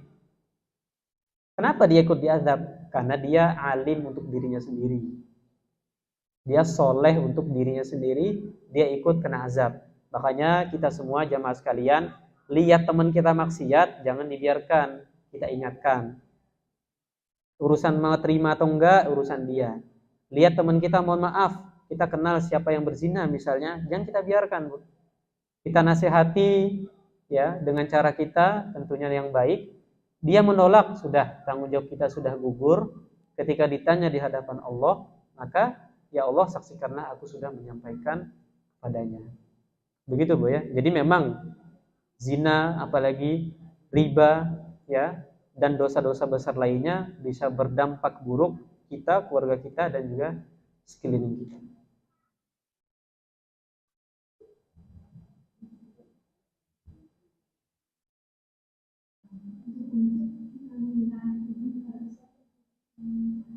Ya. Bismillahirrahmanirrahim. Alhamdulillah jemaah sekalian, kita sudah selesai dari kajian tadabbur ayat kursi.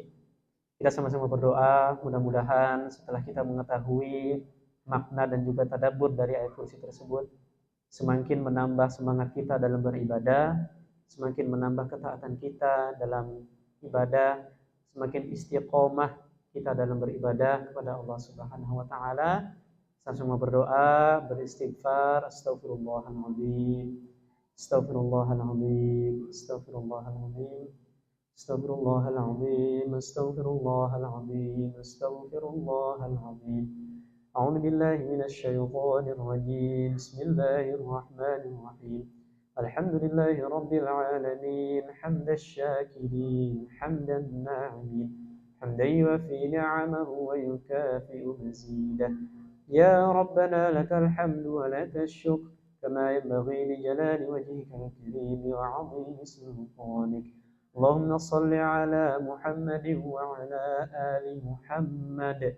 اللهم اغفر لنا ذنوبنا ولوالدينا وارحمهم كما ربونا صغارا، ولجميع المسلمين والمسلمات والمؤمنين والمؤمنات الأحياء منهم والأموات إنك سميع قريب مجيب الدعوات يا قاضي الحاجات. ربنا ظلمنا أنفسنا وإن لم تغفر لنا وترحمنا لنكونن من الخاسرين. اللهم إنا نسألك حسن الخاتمة ونعوذ بك من شر العاقبة وسوء الخاتمة. ربنا هب لنا من أزواجنا وذرياتنا قرة أعين واجعلنا للمتقين إماما. ربنا تقبل منا إنك أنت السميع العليم وتب علينا يا مولانا إنك أنت التواب الرحيم. ربنا آتنا في الدنيا حسنة وفي الآخرة حسنة وقنا عذاب النار. سبحان ربك رب العزة عما يصفون وسلام على المرسلين والحمد لله رب العالمين. سر الفاتحة.